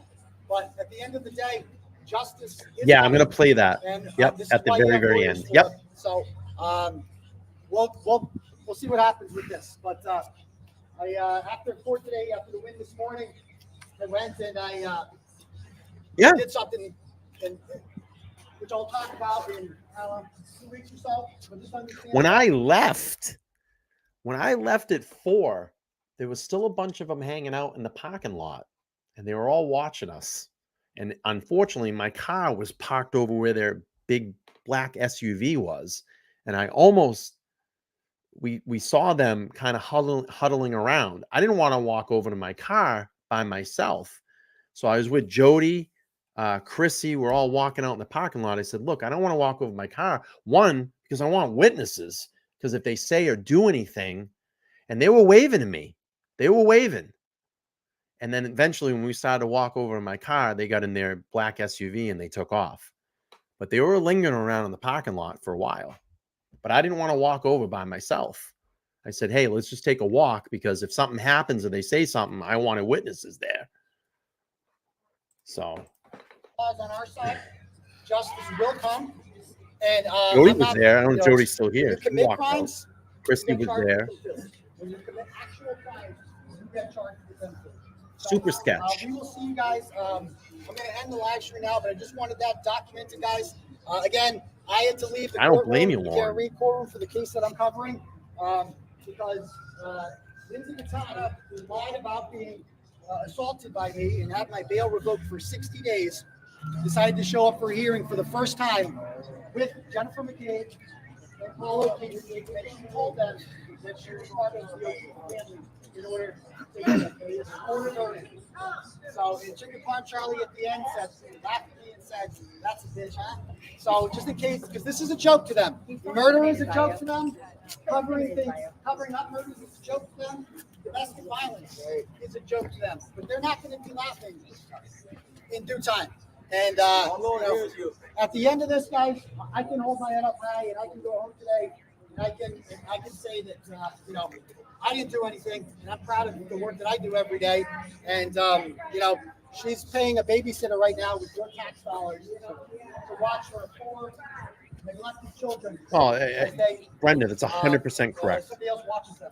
So, Hey, does she have any legitimate connection to this case? she has no legitimate connection to the case. When she reached out to me on September 4th. Yeah, so this was another claim that was going on too. Apparently, they said that Lindsay's car was vandalized, which would be the most ridiculous thing, and they're trying to say that turtleboy did it. I think that was the rumor that was roaming around. I'm like, he was present in front of all of us all day. He was in either on the Register of Deeds side or on the Superior Court side with everybody in front of him with a million cameras going. There's cameras outside the courtroom. There's cameras in that parking lot. And they said that he supposedly slipped away and vandalized her car, which is complete bullshit. We were all out front all day, and you would be stupid enough to do anything like that because in the courtroom parking lot, there's cameras everywhere. There's cameras everywhere. So he was in front of everybody all day. He didn't leave the courtroom steps once from when I saw him. I mean, I got almost, you know, an hour and a half of video of him talking all day. Picture of herself, and I'm going to eventually show the whole story about how this happened. It's quite the story. On September 4th, she sent a picture of herself in a free Karen Reed shirt to me on Facebook. She said, thanks. I just got my shirt. She said, thanks, Daddy. The rest is history. And ultimately, she's got both. She owns at least 4 or 5 turtleboy shirts. And Daddy is ready to whatever shirts, okay? And she's got all of that. So she knows full well Karen Reed's innocent. But as I said, when I told the story, you're going to see that she became very jealous of Karen Reed and yeah, of course, Jody. Is just Absolutely. a complete psychopath who, at the end of the day, worked and yeah, right, Lisa. Made up a lie on something that really didn't have to set me up. Sending me to jail for 60 days wasn't enough punishment. She also wants to make it show that I can't go to these hearings. And that makes her look a lot worse than me. So I'm going to watch. Is it on? Is clear? Okay, so we can watch it. I can still watch it. I mean, I'll still report in the story. That's fine. And you know, people ask me, "You think they're going to use her as a shield to keep you away from them?" I said, I Paul, I didn't know that. It was a crack show up to a place like this with all these turtle riders here. You know what's going on. If she wants, you can't make this up, Paul. I wouldn't want to be that. Oh, you can't make this up. I have something called shame.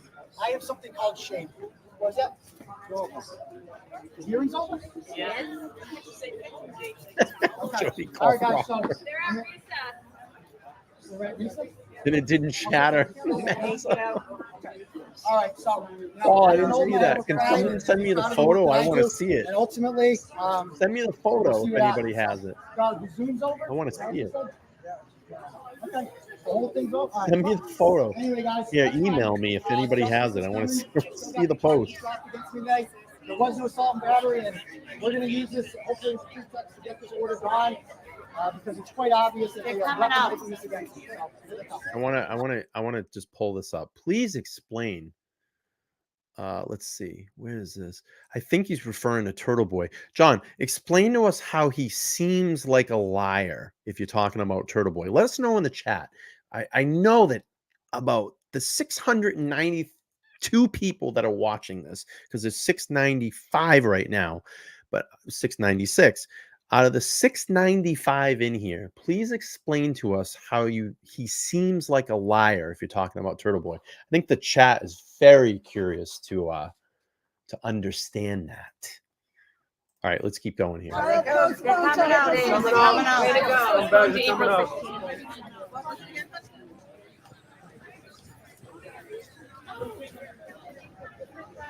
I don't think it was you.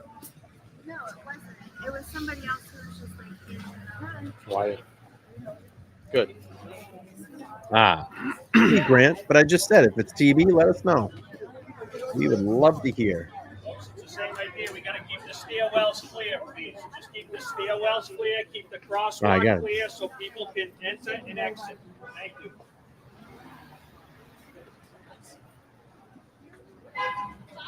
We're hoping. We're hoping for him.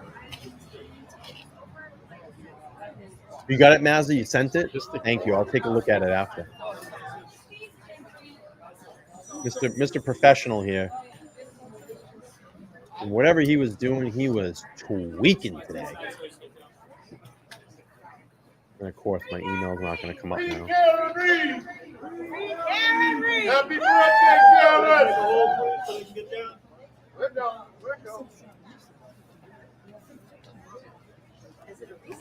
Let me see.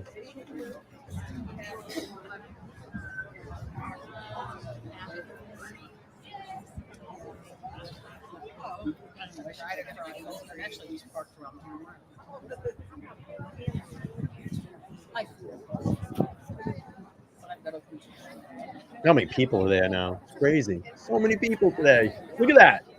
Look at the crowd. Get out of the way.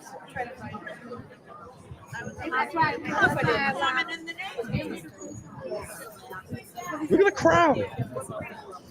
So good.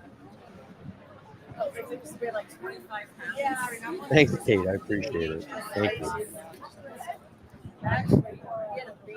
Ryan, we love you.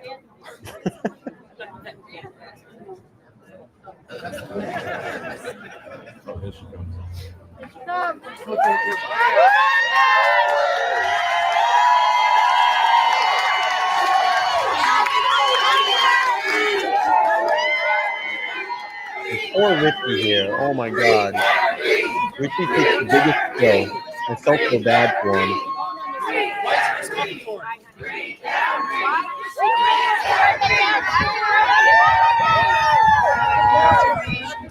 Poor Richie. Damn. I felt so bad for him. Oh. Poor Richie.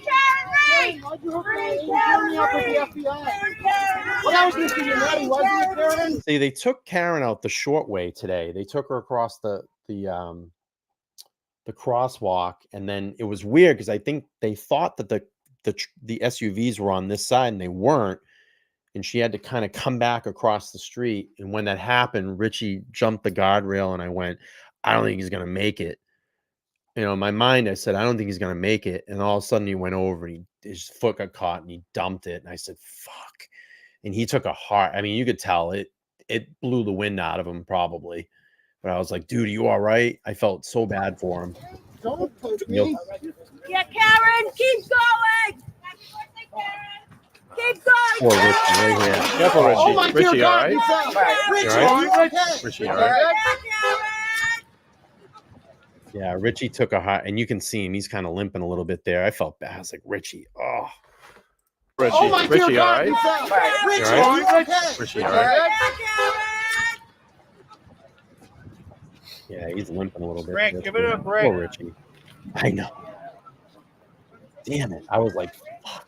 It's like in my head, I was like, damn. He hit hard too. I didn't get the whole thing, but he hit hard. But it's weird. See, they walked her out. She went up this side, but the SUVs are actually on this side of it. So I don't know if there was some confusion or it was just done like that on purpose. Normally, they would walk to the back of the courthouse, but this was probably a different setup that just made it a lot easier to cut down the traffic following her. And here I am. I just walk out in traffic. I just got in front of cars. I'm like, I'm going for it. You all right? Yeah, I'm all right. All right.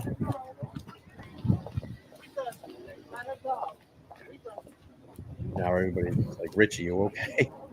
Happy birthday, hon. Say hi to the feds. Good job, guys. Good job. You all right? Yeah, I'm fine. You good, bud? I'm good. Poor Richie. It's Ted Daniels. I'm fine.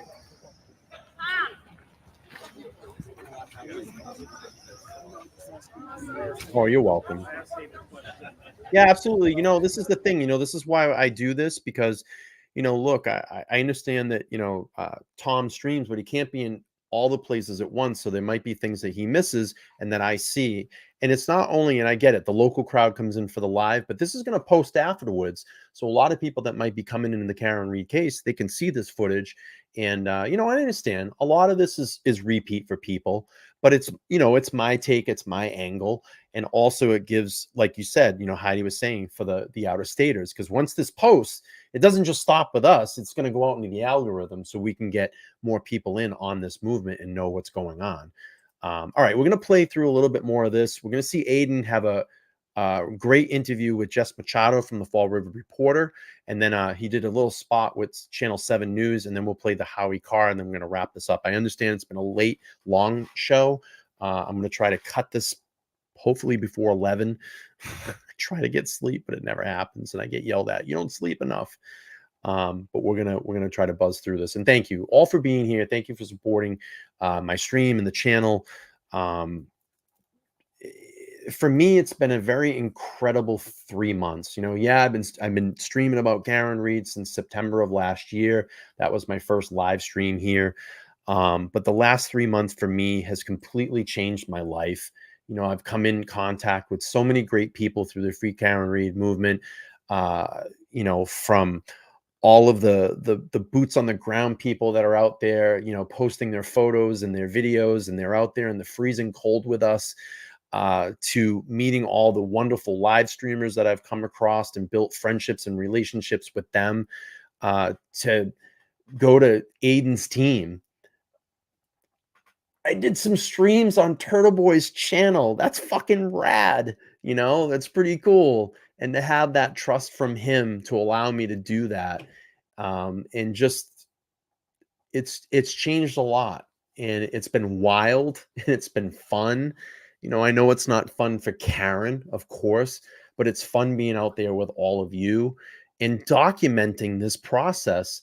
And I hope that, you know, this brother and sisterhood that we've all built through all of this, that after, when this case concludes and Karen Reed is completely free and to move on with her life, that we can all at least come back together, you know, maybe once a year or whatever, and have kind of a gathering or something. You know, I hope we all continue to be brothers and sisters in this movement. And maybe we jump on something else and fight for the freedom of someone else here that's being wronged in the state of Massachusetts. So, you know, let's keep it together. You know, let's keep it together. All right, let's play this up. We're going to play a little bit of Aiden's conversation with Jess Machado. I'm going to speed up so you can kind of hear it. And it's kind of funny. As Aiden is talking to Jess, a CO from the jail drives by and he goes, "That's CO, blah, blah, blah." Like he knew who he was. So it's kind of funny. I got some footage of Aiden walking around, talking to people, signing things, grabbing Bye, darling. I'll talk selfies. to you, all right? Have a good night. Be safe. Yeah, I get to meet Jess again today and take her hand. So we'll try to hear a little bit. But because of people like her, they are less likely to be believed. And you know what you just saw happening there. She had to get a babysitter. She had to pay for a babysitter for 4 children at home so that she could come here and evict me from a court hearing. And she's never come to any of these before. So that really says a lot more about her. How did it feel to be able to be in court for our case hearing for Karen after being? For you, not be, oh, for you, how did it was good for the 2 seconds I was in there. You know what I mean? It was nice to be in there, but you know, luckily it was an uneventful day. Apparently, didn't miss much. So, like I said, it really says a lot more about her. Night, Suzanne. Thank you. Nice meeting you today. They got was very redundant, very similar to what they've already seen in grand jury testimony. Obviously, the defense is saying there's a lot of stuff there. Do you think the answer is somewhere in the middle there, or do you think there's a lot of stuff in there they haven't been able to go through yet? Your guess is as good as mine. I have no idea what they're thinking these days, but they look very confident. So I'm pretty sure that something big is going to come out of this at the end of the day. It has to, you know. A man was killed. It's quite obvious who did it. The people who did it are so despicable and evil that they would show up with Lindsay today to, weaponize that because they don't want me asking them questions. Is that the first time you've seen her since the actual event that occurred in December? Besides the restraining And order. the That's right. restraining order. Yeah. Well, she called me 2 nights ago. Yeah, any information on that? She called me at 1:57 in the morning, probably drunk. She had to unblock me, call, and then unblock and then block again because domestic violence there is a joke. Do you think she's going to try to do that again? Well, I'm sure she'll try to do it again. But I've already contacted my lawyer. I did the right thing. I walked out of there because I'm not going back to jail. Once was enough for me. And I walked out of there with my head held high and my pride. And ultimately, I know that we're going to try to amend the order. We'll be talking about that this order later. is essentially being weaponized. The charges for assault and I'm going battery to were confirm dropped. everything. So there are no charges. There are no violent I'll be charges. honest with you. I didn't get to talk to Aiden much today. You can kind of see, like I said, his senses were really overwhelmed. You got to think 60 days, all his stimulus was taken away, and you could see it today. He was kind of all over the place, and I wanted to give him his space and let him talk to his supporters. I did get his number, which is awesome, and I will be reaching out to him sometime soon. I want to give him some more space. He's just getting kind of reacclimated into his life, and I'll reach out to him, and we're going to try to get get this what we have planned going. So here we go. We'll keep playing. Were you surprised about that? No, because the whole purpose of arresting me wasn't to convict me; it was to send me to jail for 60 days. They know that.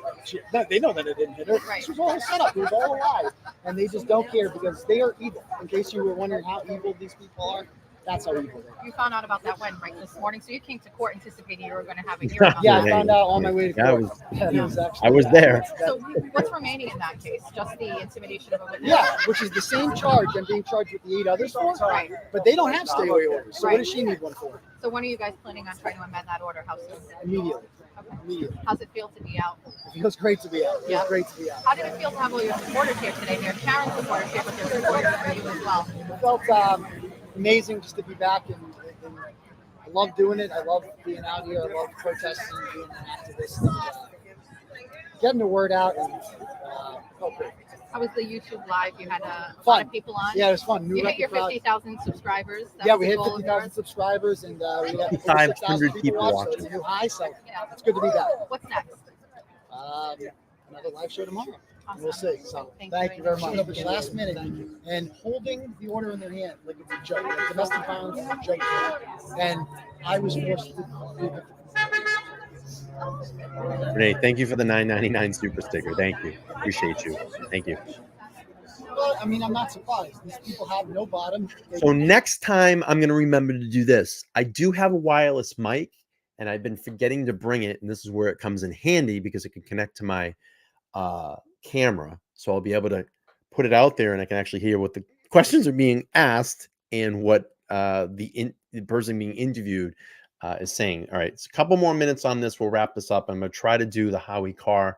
If you all want to stick around and hear it, we'll play it. If not, we'll end the stream. I know it's like 2 hours, and I appreciate everybody being here this late on a Monday. Thank you. Kill police officers. They cover up murders. They make up lies about domestic violence to send innocent people to jail. And so they have no bottom. So this type of behavior doesn't surprise me for people like Lindsay Catani, who, by the way, has 4 children at home, who she left there to come here to troll me, essentially. So that's what kind of mother Lindsay Catani is. But I can hold my head up high. I can go home, and my kids are going to love me. My kids grow up in a loving household. My kids will never be taken from me by DCF. I don't do drugs. I don't abuse alcohol. I don't have a. Oh, Renee, thank you so much for the $2.99. But I don't. So I can hold my head up high and be proud of the work that I do. We'll be here. And that I'm going to continue to do. And this isn't going to deter me in the least. Scott was out there all day today.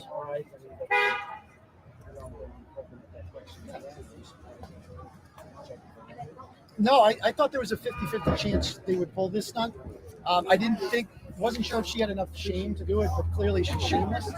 And you know, she showed up and walked in there literally holding the paper. And I hope the media saw that. I hope the media saw what happened there. That I've come to every single one of these court dates. I've covered this hearing more than anyone. And this woman has never been to a hearing. When she Hey, sorry, Ricardo. You know, it's my show. This is what I'm going to do. If you don't like it, unsubscribe or don't watch. I don't know what to tell you. It's my show. I have the microphone here. If you don't like it, you don't have to watch. You can go away.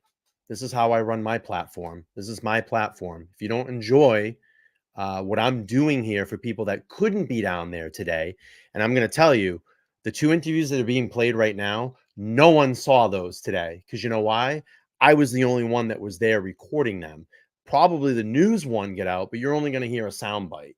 I'm actually getting the full recording of all these interviews. Don't know what to tell you. If you don't like it, you can go. We're going to get to the Howie Carr interview, but I'm not going to be rude here. I want to play the rest of this interview for Turtle Boy so people can hear it. first messaged me, sent me a picture of herself wearing a free Karen Reed shirt. She owns several free Turtle Boy shirts. And suddenly, all of a sudden, she's with them. So what does that tell you? What does that tell you? Doesn't it sort of raise a question? What does one have to do with it? What does what have to do? Nothing to do with them. She's just being used as a pawn by them. They showed up with her as a human shield to evict me from the court Camera guy. because they don't want me asking them questions. For some reason, my microphone decided just to malfunction on the camera. So there's She that. left him outside to die in the cold and wanted to know how long it would take to die. So she Googled that at 2:27 a.m. She's a cop killer. So showing up with some woman We'll just lie do this. about domestic violence and thinks domestic violence is a joke as a way to evict a journalist who is going to ask her questions doesn't surprise me in the least. These people have no morals. They have no ethics. And ultimately, justice is coming for the good guys here. Justice is coming for John. Justice is coming for Karen Reed. Justice is coming for me. And justice is coming for them. And justice will be served. So, confident. Thank you. Appreciate it. Here we go. All right, we're going to get to the Howie interview. I got that queued up. Let's go. 42617 says, God bless Turtle Boy. Listen to his efforts to expose the truth. It's so important that someone with his courage is fighting against such blatant, corrupt warfare to bury truth, honesty, and justice. He's ready to go. Joining us now on the line, he'll be with us for a little while. We'll take him beyond the break, I hope, is Aiden Kearney, also known as Turtle Boy. Congratulations on your on surviving 60 days in the hole, Turtle Boy. I'm a grizzled veteran now of jail, Howie. How you doing? Good. Are you a jailbird now, Turtle Boy? I guess so. I'm an ex-con, I guess, except I haven't been convicted of anything. Yeah, I don't think you're an ex-con, but you could be a jailbird. But anyway, so I'm The charges were dropped today. I know that's the amazing thing. You did your 60 days and then they dropped the charges. It's but if you were an illegal alien, they would have just put you on parole and you could have gone on a crime spree and you still wouldn't have been locked up. Howie, I'm going to be writing about this, but the whole thing was a setup. The whole thing was a lie. None of this ever happened. I have proof of it all. I've recorded some of it. There's evidence of it out there. And we are going to be exposing this all. They know darn well that this woman that they put up to this lied about it, that none of this ever happened. And they did it for the sole purpose of revoking my bail.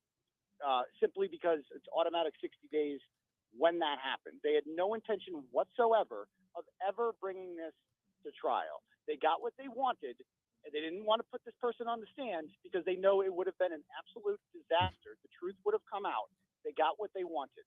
And then today, I showed up for the Karen Reed hearing, as I do for every Karen Reed hearing, and they brought her as a human shield, armed with the order in her hand. She walked into the courtroom with Jennifer McCabe, Chris Albert, and the rest of the people who murdered John O'Keefe. She walked in holding that order, and I was evicted from the courtroom as a result of this. This has essentially been weaponized. I sent you that story from an Arizona case, which was very similar to yours. I don't know if you saw it or not, but this stuff happens fairly regularly. And it's unfortunate, but I mean, what is the next step for you? I mean, are you out now? Didn't they charge you again with some more crimes in Norfolk County? Yeah, Or they added to the list. So they added a wiretapping charge, which I still don't know what that's about yet. And they added, well, the other one had already been witness intimidation against this woman who's, again, not a witness to anything. She was a person I saw socially. And Thanks for the 10, Don. I appreciate it. and when things ended, she decided to go to the state police and basically conspire to bring me over to the house. They recorded me. I was on the phone. She was on the phone with Tully the entire time I was the state there, cop, unbeknownst to the state me. cop. Yeah, unbeknownst to me.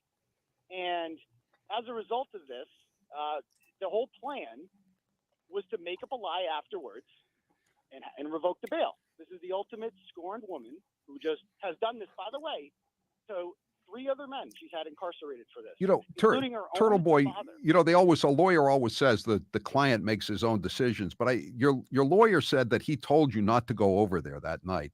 I think he gave you some good advice. Advised me that, Howie.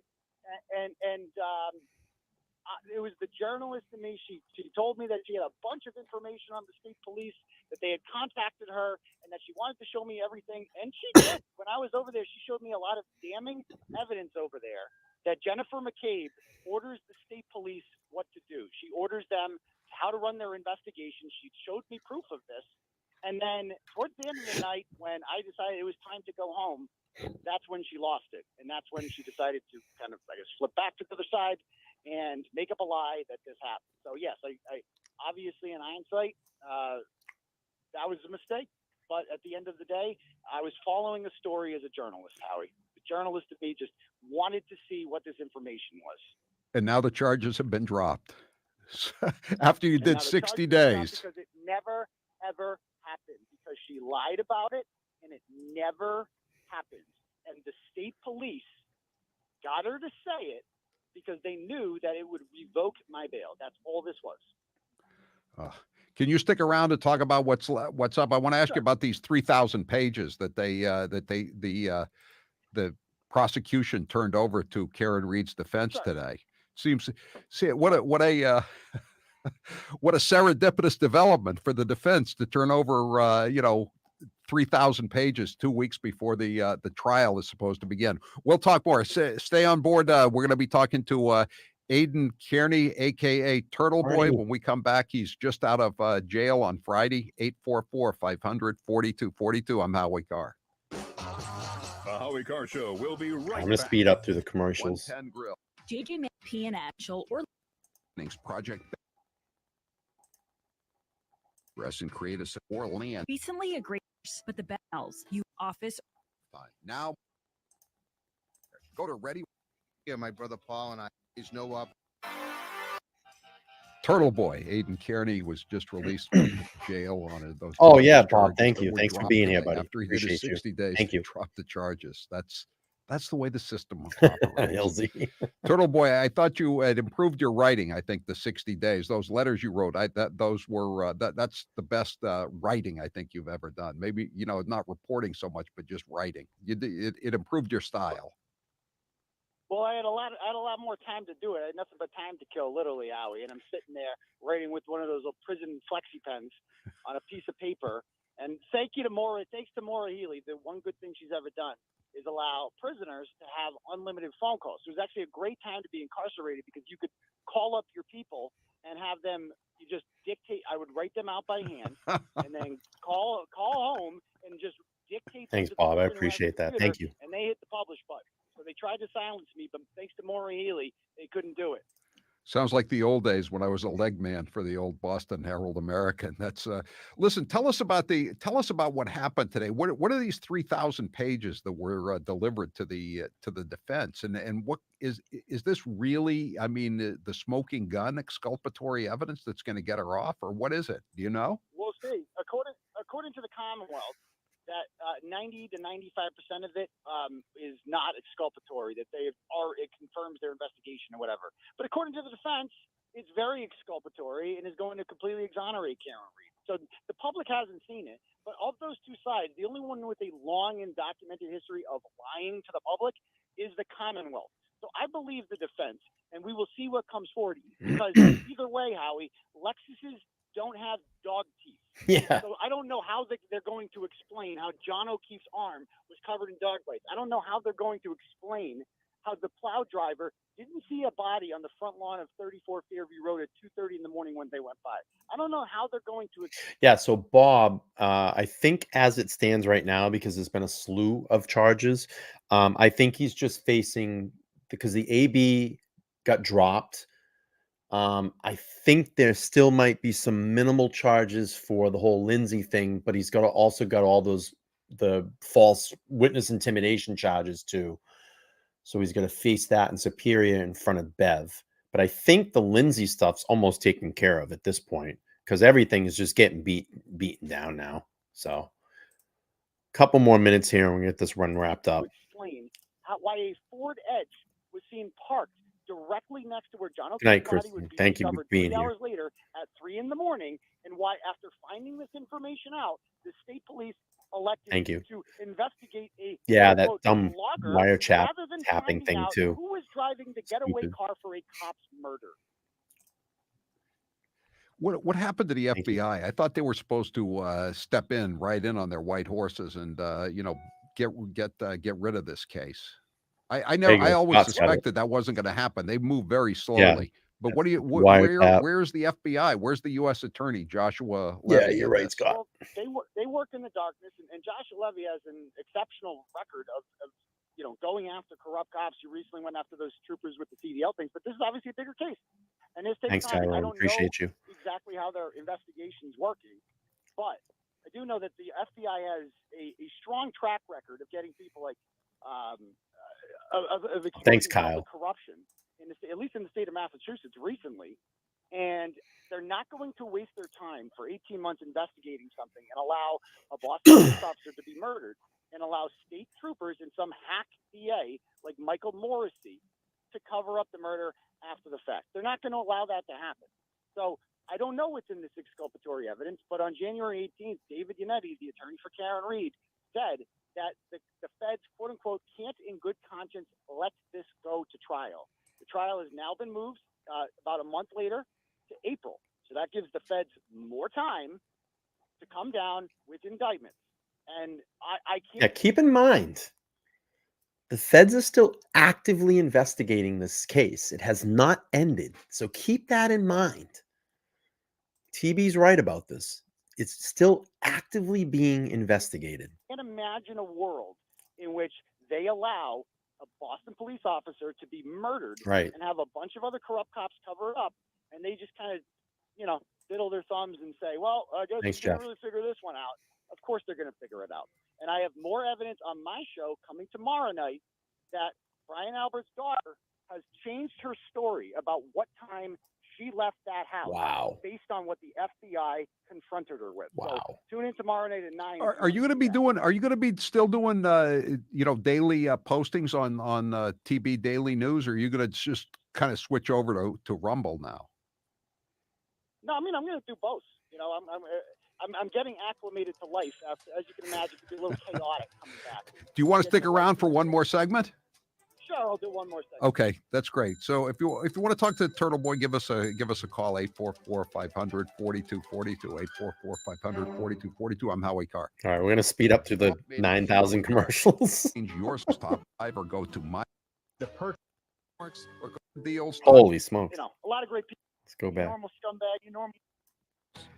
For one more segment, we have Aiden Kearney, aka Turtle What's up, Boy. Isaiah? Good to see you, brother. Turtle Boy. Someone just said, Good how guy dare right you there. call him Isaiah's a a good jailbird guy. after he was unjustly I jailed? got to go over. I was and kidding you. visit, man. I think you know that, Turtle Boy. Oh, I know you're kidding, Howie. I mean, it's like I told the guards, the COs all love me, big fans, and they all know I'm a political prisoner, Howie. This is not your normal scumbag I caught with some heroin or something like that. I'm in here because I challenged the most powerful institutions in the state, the Thank most you, powerful Dory. people in the state, the people who have all the guns, and they were transparently corrupt about it, and they put me in jail over it. So, a lot of great people went to jail, Howie. I understand. I wear it as a badge of honor. I understand that it was a good career move for a lot of people. Some people anyway, not many, but a goodly proportion. I think it's going to be a good career move for you too. Now, where can people go? You still need you still need money for your legal defense fund. Where can they go to give money to your legal defense fund? Yeah, you can go on our Give Send Go on Turtleboy. I think it's pinned to the top of my Twitter account at Dr. Turtleboy. You can check it out on there. All donations are welcome because Howard, we're ready to go. We're ready to go all the way to the Supreme Court on this one if we need to challenge the witness intimidation statute in the state, which is blatantly unconstitutional because it says you cannot cause emotional Monica, harm, thank you so much. quote unquote witnesses. Howie, you and I cause emotional harm for a living. You make liberals go insane. I Imagine understand. every liberal who didn't like your show. It's like Howie called me, made me feel bad about myself, and I'm a liberal, and now I have emotional harm, and I'm also a witness in a case. So Howie's a felon now. That's not how the First Amendment works. So we are prepared to challenge this, and the Supreme Court, liberals and conservatives alike, are undefeated on the issue of free speech. There was a case about 10 years ago where remember the Planned Parenthood used to have those buffer zones outside? Yes. Where Yes. they had like the circles. Yeah. Supreme Court 9-0. Those are unconstitutional because they violate the free speech rights of peaceful protesters. 9-0. Justice Ginsburg even agreed with that one. That is unconstitutional. So we are prepared to take this all the way to Washington if necessary, and that's going to cost money. So if people want to donate, we are defending the First Amendment. It is on trial here in Massachusetts. I'm gonna let a lot of people want to talk to you, but I want to ask you one more question. I've never understood this. Why, even if Karen Reed hit her boyfriend John O'Keefe, why is she charged with murder? I mean, at most it would seem like wanted it's her to flee. what? Because they wanted her. They thought that they could scare her into a Yep. plea for manslaughter, and she takes like 6 months in jail as opposed to looking at life. And that way, the reason they're going after Karen Reed, Howie, is because it gives them an excuse not to go after the people who actually murdered him. They probably would all sleep better if Karen Reed got off anyway. They want this to go to trial so that they can turn her into Casey Anthony or OJ if they know she's getting acquitted, and they can throw their hands up in the air and they can say, well, we tried and she got away with it. And that gives them an excuse not to find who was driving that Ford Edge that night, not to go after Jennifer McCabe for Googling how long to die in cold at 2:27 in the morning, and for Brian Albert and all these other people who covered up the murder of John O'Keefe. Are you going to go back to Canton, or are you just going to let discretion be a better part of valor from now on till this is over?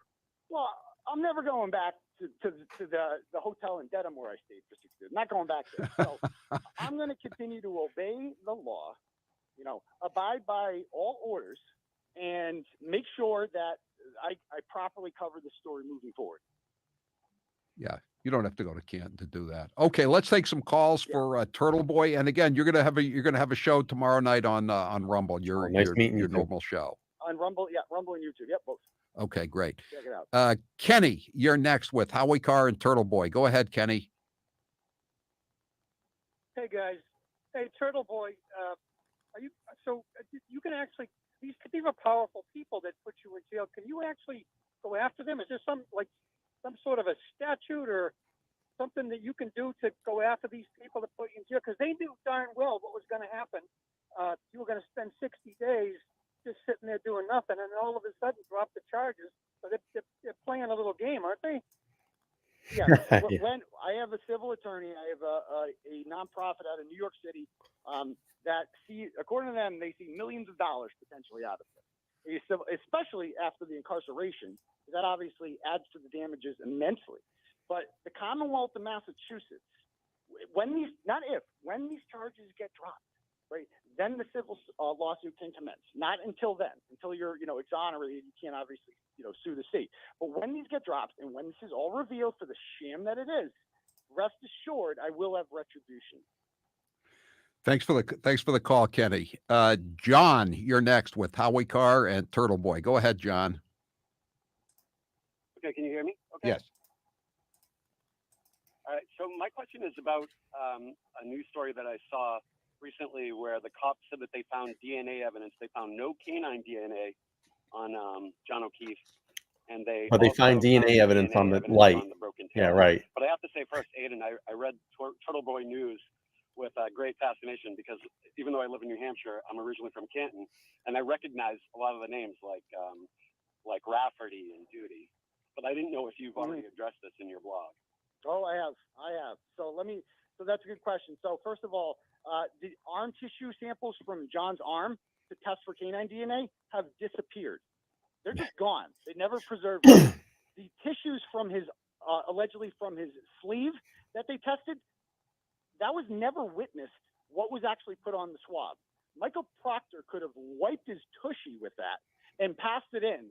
And if it didn't have dog DNA on it, they would come back and they'd say they don't know what he did with that. They don't know where that swab came from. These are people covering up a murder. They're more than capable of just submitting something like that. And they're more than capable of taking taillight and planting it and putting it on your clothes. That's exactly what happened here. There was no taillight found at 6 in the morning when the Canton Police Department came. Yet hours later, after a foot of snow had fallen, 35 pieces of broken taillight were magically discovered. Riddle me that. Where was the taillight at 6 a.m.? Where was his shoe at 6 a.m. that they also found 12 hours later? And why didn't they search the house where the body of a dead police officer was found on the lawn? If you don't want the cops to come in your house in this state, apparently you just throw a dead cop on your lawn and they can't come inside. That's how it works. Turtle Boy, though, a lot of people, I was told by a bureaucrat a long time ago, he said, if you have a choice in a bureaucracy, any bureaucracy between incompetence and corruption, 99 times out of 100, it's incompetence rather than corruption. Isn't it possible they were just incompetent, the investigators, the cops? No, if they were incompetent, Howie, if they were just incompetent, they wouldn't have, for instance, if you just look at his body, he's got dog. I've seen those pictures. I mean, it doesn't seem like it would be a car going over his arm would have caused that kind of deep cuts. Cars don't have teeth. Cars don't have teeth. Dogs do. Yeah. And there was a man-eating dog in the house that sent 2 other people to the ER that has now magically disappeared. Like Commander. I wish I could say that Michael Proctor was just a really stupid person and Brian Tully was just a really stupid person, but they're not that stupid. They're corrupt. These are the cops. They're covering up them. Yeah, these are the cops. They're covering up them. And we know Michael Morrissey's no genius, obviously, Meatball Morrissey, but they know that cars don't have teeth. And they know that if the plow driver says that there was no body on the lawn at 2:30, then Karen Reed couldn't have killed him at 12:30. Tell us some of the things and if they that have disappeared. You said that the DNA tests on the arm with the canine DNA, they've disappeared. The library surveillance camera footage has disappeared, correct? Oh yeah, well, only 2 minutes of it, Howard. What? So this library, Karen Reed would have driven by the Canton Library around 12:38 a.m. on her way home, right? And if she had hit John O'Keefe and her taillight was broken into 35 pieces, then they would have video of her broken taillight when she drove. So the library handed over all of the video of that night to Michael Proctor, the lead detective who happens to be best friends with the Alberts and the McCabe's. And they hand over that tape to him. And then he puts it on a CD-ROM like it's 1995 and hands it over to the defense, except there's 2 minutes missing between 12:37 and 12:39, the exact time when Karen Reed would have driven by there. It's just gone and there's no explanation for it. How about that? Charlie. That's not incompetence, Howie. Charlie, you're next with Howie Carr and Turtle Boy. Go ahead, Charlie. Hi, Howie. Hi, Aiden. Glad you're out of the big house. You touched on it a minute ago, Aiden, about the search history on the computer, about how long it takes someone to freeze to death. Was that fake news, or was that? No, that's real. So at 2:27 a.m., Jennifer McCabe, who was inside the house, searched for how long to die in cold. She then deleted that search, and she searched for it later on at 6:24, hoping that the 6:24 search would make the earlier one disappear. So why would she Google how long to die in cold at 2:27 if John O'Keefe never came in the house? If they had no idea that John O'Keefe was lying out there in the snow, none of these people heard this man getting hit by a car or saw it. And the 2 houses across the street that have Ring camera videos that point directly at where this incident that's would have fucking happened, unreal. neither of them were asked. That is the most unreal thing. You literally have from across the street a camera that would show everything, and none of that footage was shared or even thought of, or it's gone, it's recorded over. Like, what the fuck? For their ring camera video. Neither. That's not incompetence. That is corruption. I was in the slammer with a man by the name of Brian Walsh, and Brian Walsh is going to spend the rest of his life in prison. Did you get an interview with him, by the way? Is that coming soon? I slid a note under his door, asking him for an interview, and he took the note and he gave it to his lawyer, Larry Tipton. And I asked him, and he's like, "Oh, you got to ask my lawyer." So Larry Tipton's got my number. Thanks, Sharon. Larry, give me a call. My biggest question for Larry would be simple: since Google searches apparently are no longer valid in the Commonwealth. Yeah, and it's funny too because I've done a video on this. We compared Brian Walsh's case to Karen Reed's case, and we read through Brian Walsh's statement from the Commonwealth and from the Commonwealth in Karen Reed's case, and I talked about this, how well and presented everything was on Brian Walsh's statement from the Commonwealth, and we know one of the lead state police investigator is Proctor on that, and they talked about Google searches 6 times in that document. And you know how many times they talked about it in Karen Reed's Commonwealth statement? Once. And it was from the false allegation that in all of the things that Karen was going through that night, in trying to save John's life, and in the middle of trying to save John's life, she literally supposedly turned around and looked at Jen and said, "Please Google how long it takes someone to die from hypothermia." It's the most frivolous bullshit I've ever heard in my entire life. Massachusetts, if people like Jennifer McCabe do them, then you feel better about your client's chances. I would ask him where the body is myself, but Yeah, I was going to ask that, but it was a little awkward. It's weird being next to a guy. You're like, dude, you did some weird, crazy things. Google a lot of weird shit. oh, watch out there, Taylor. Oh, sorry. 844-500-4242. Steve, you're next with Howie Carr and Turtle Boy. Go ahead, Steve. Who was the detective Proctor? Is that the state police or is that local?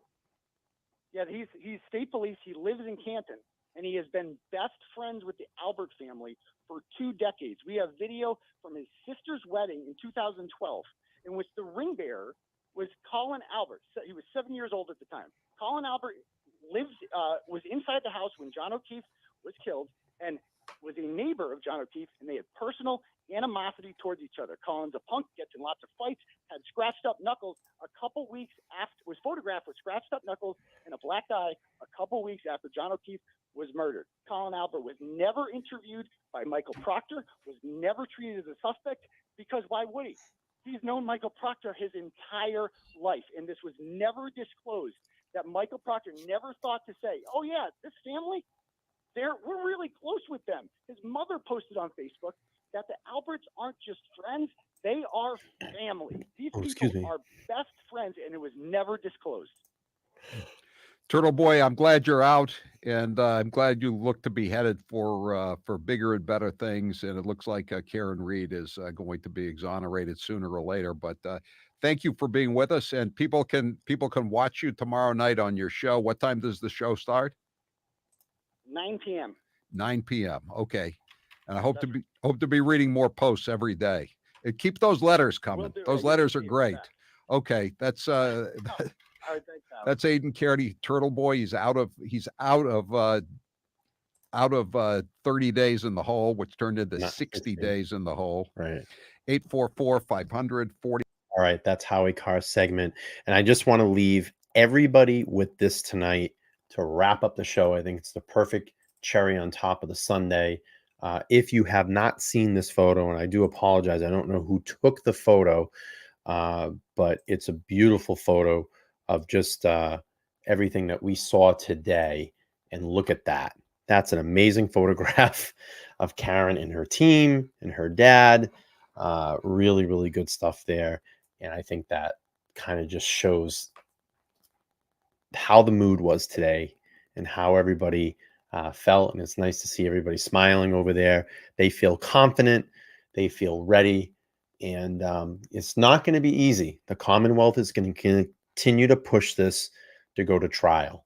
So hopefully we get some big bombshell break soon. If not, I feel ultimately confident in those 3 lawyers that are leading this case, Yannetti, Jackson, and Little. I have the ultimate confidence in this, and it's going to be like fishing with dynamite. It's not even going to be fair for Lally. So again, we just got to keep sticking together, keep pushing the movement forward. And I appreciate everybody sticking through this very long live after a very long day today. I am tired. I know you're all tired. Turtle Boy tomorrow, I believe at 9 p.m. Eastern Standard Time, is going to have a blockbuster show. Please go over and support him on his regular night. I will be on before him, streaming the Brockton School special school committee meeting in response to the National Guard coming in. So if that's a story that interests you, I would please appreciate you come over and check out that stream. If not, you can catch it on replay, but that is something that I'm going to start getting into here as Karen's case will wind down a little bit here. Let's give Turtle Boy some space and let him do his regular nights. I'm going to be getting on a very regular schedule as well. I think my schedule is going to probably be Monday, Wednesdays, and Sunday nights, and possibly Saturday. I haven't really made that ultimate decision yet, but probably 3 nights a week to balance my life, to balance my personal life, my work. And ultimately, I'm still working on getting a studio. I do have some hopeful hits that we reached out to in the Foxborough area. I think it was Foxborough today or Rentham, one of the two.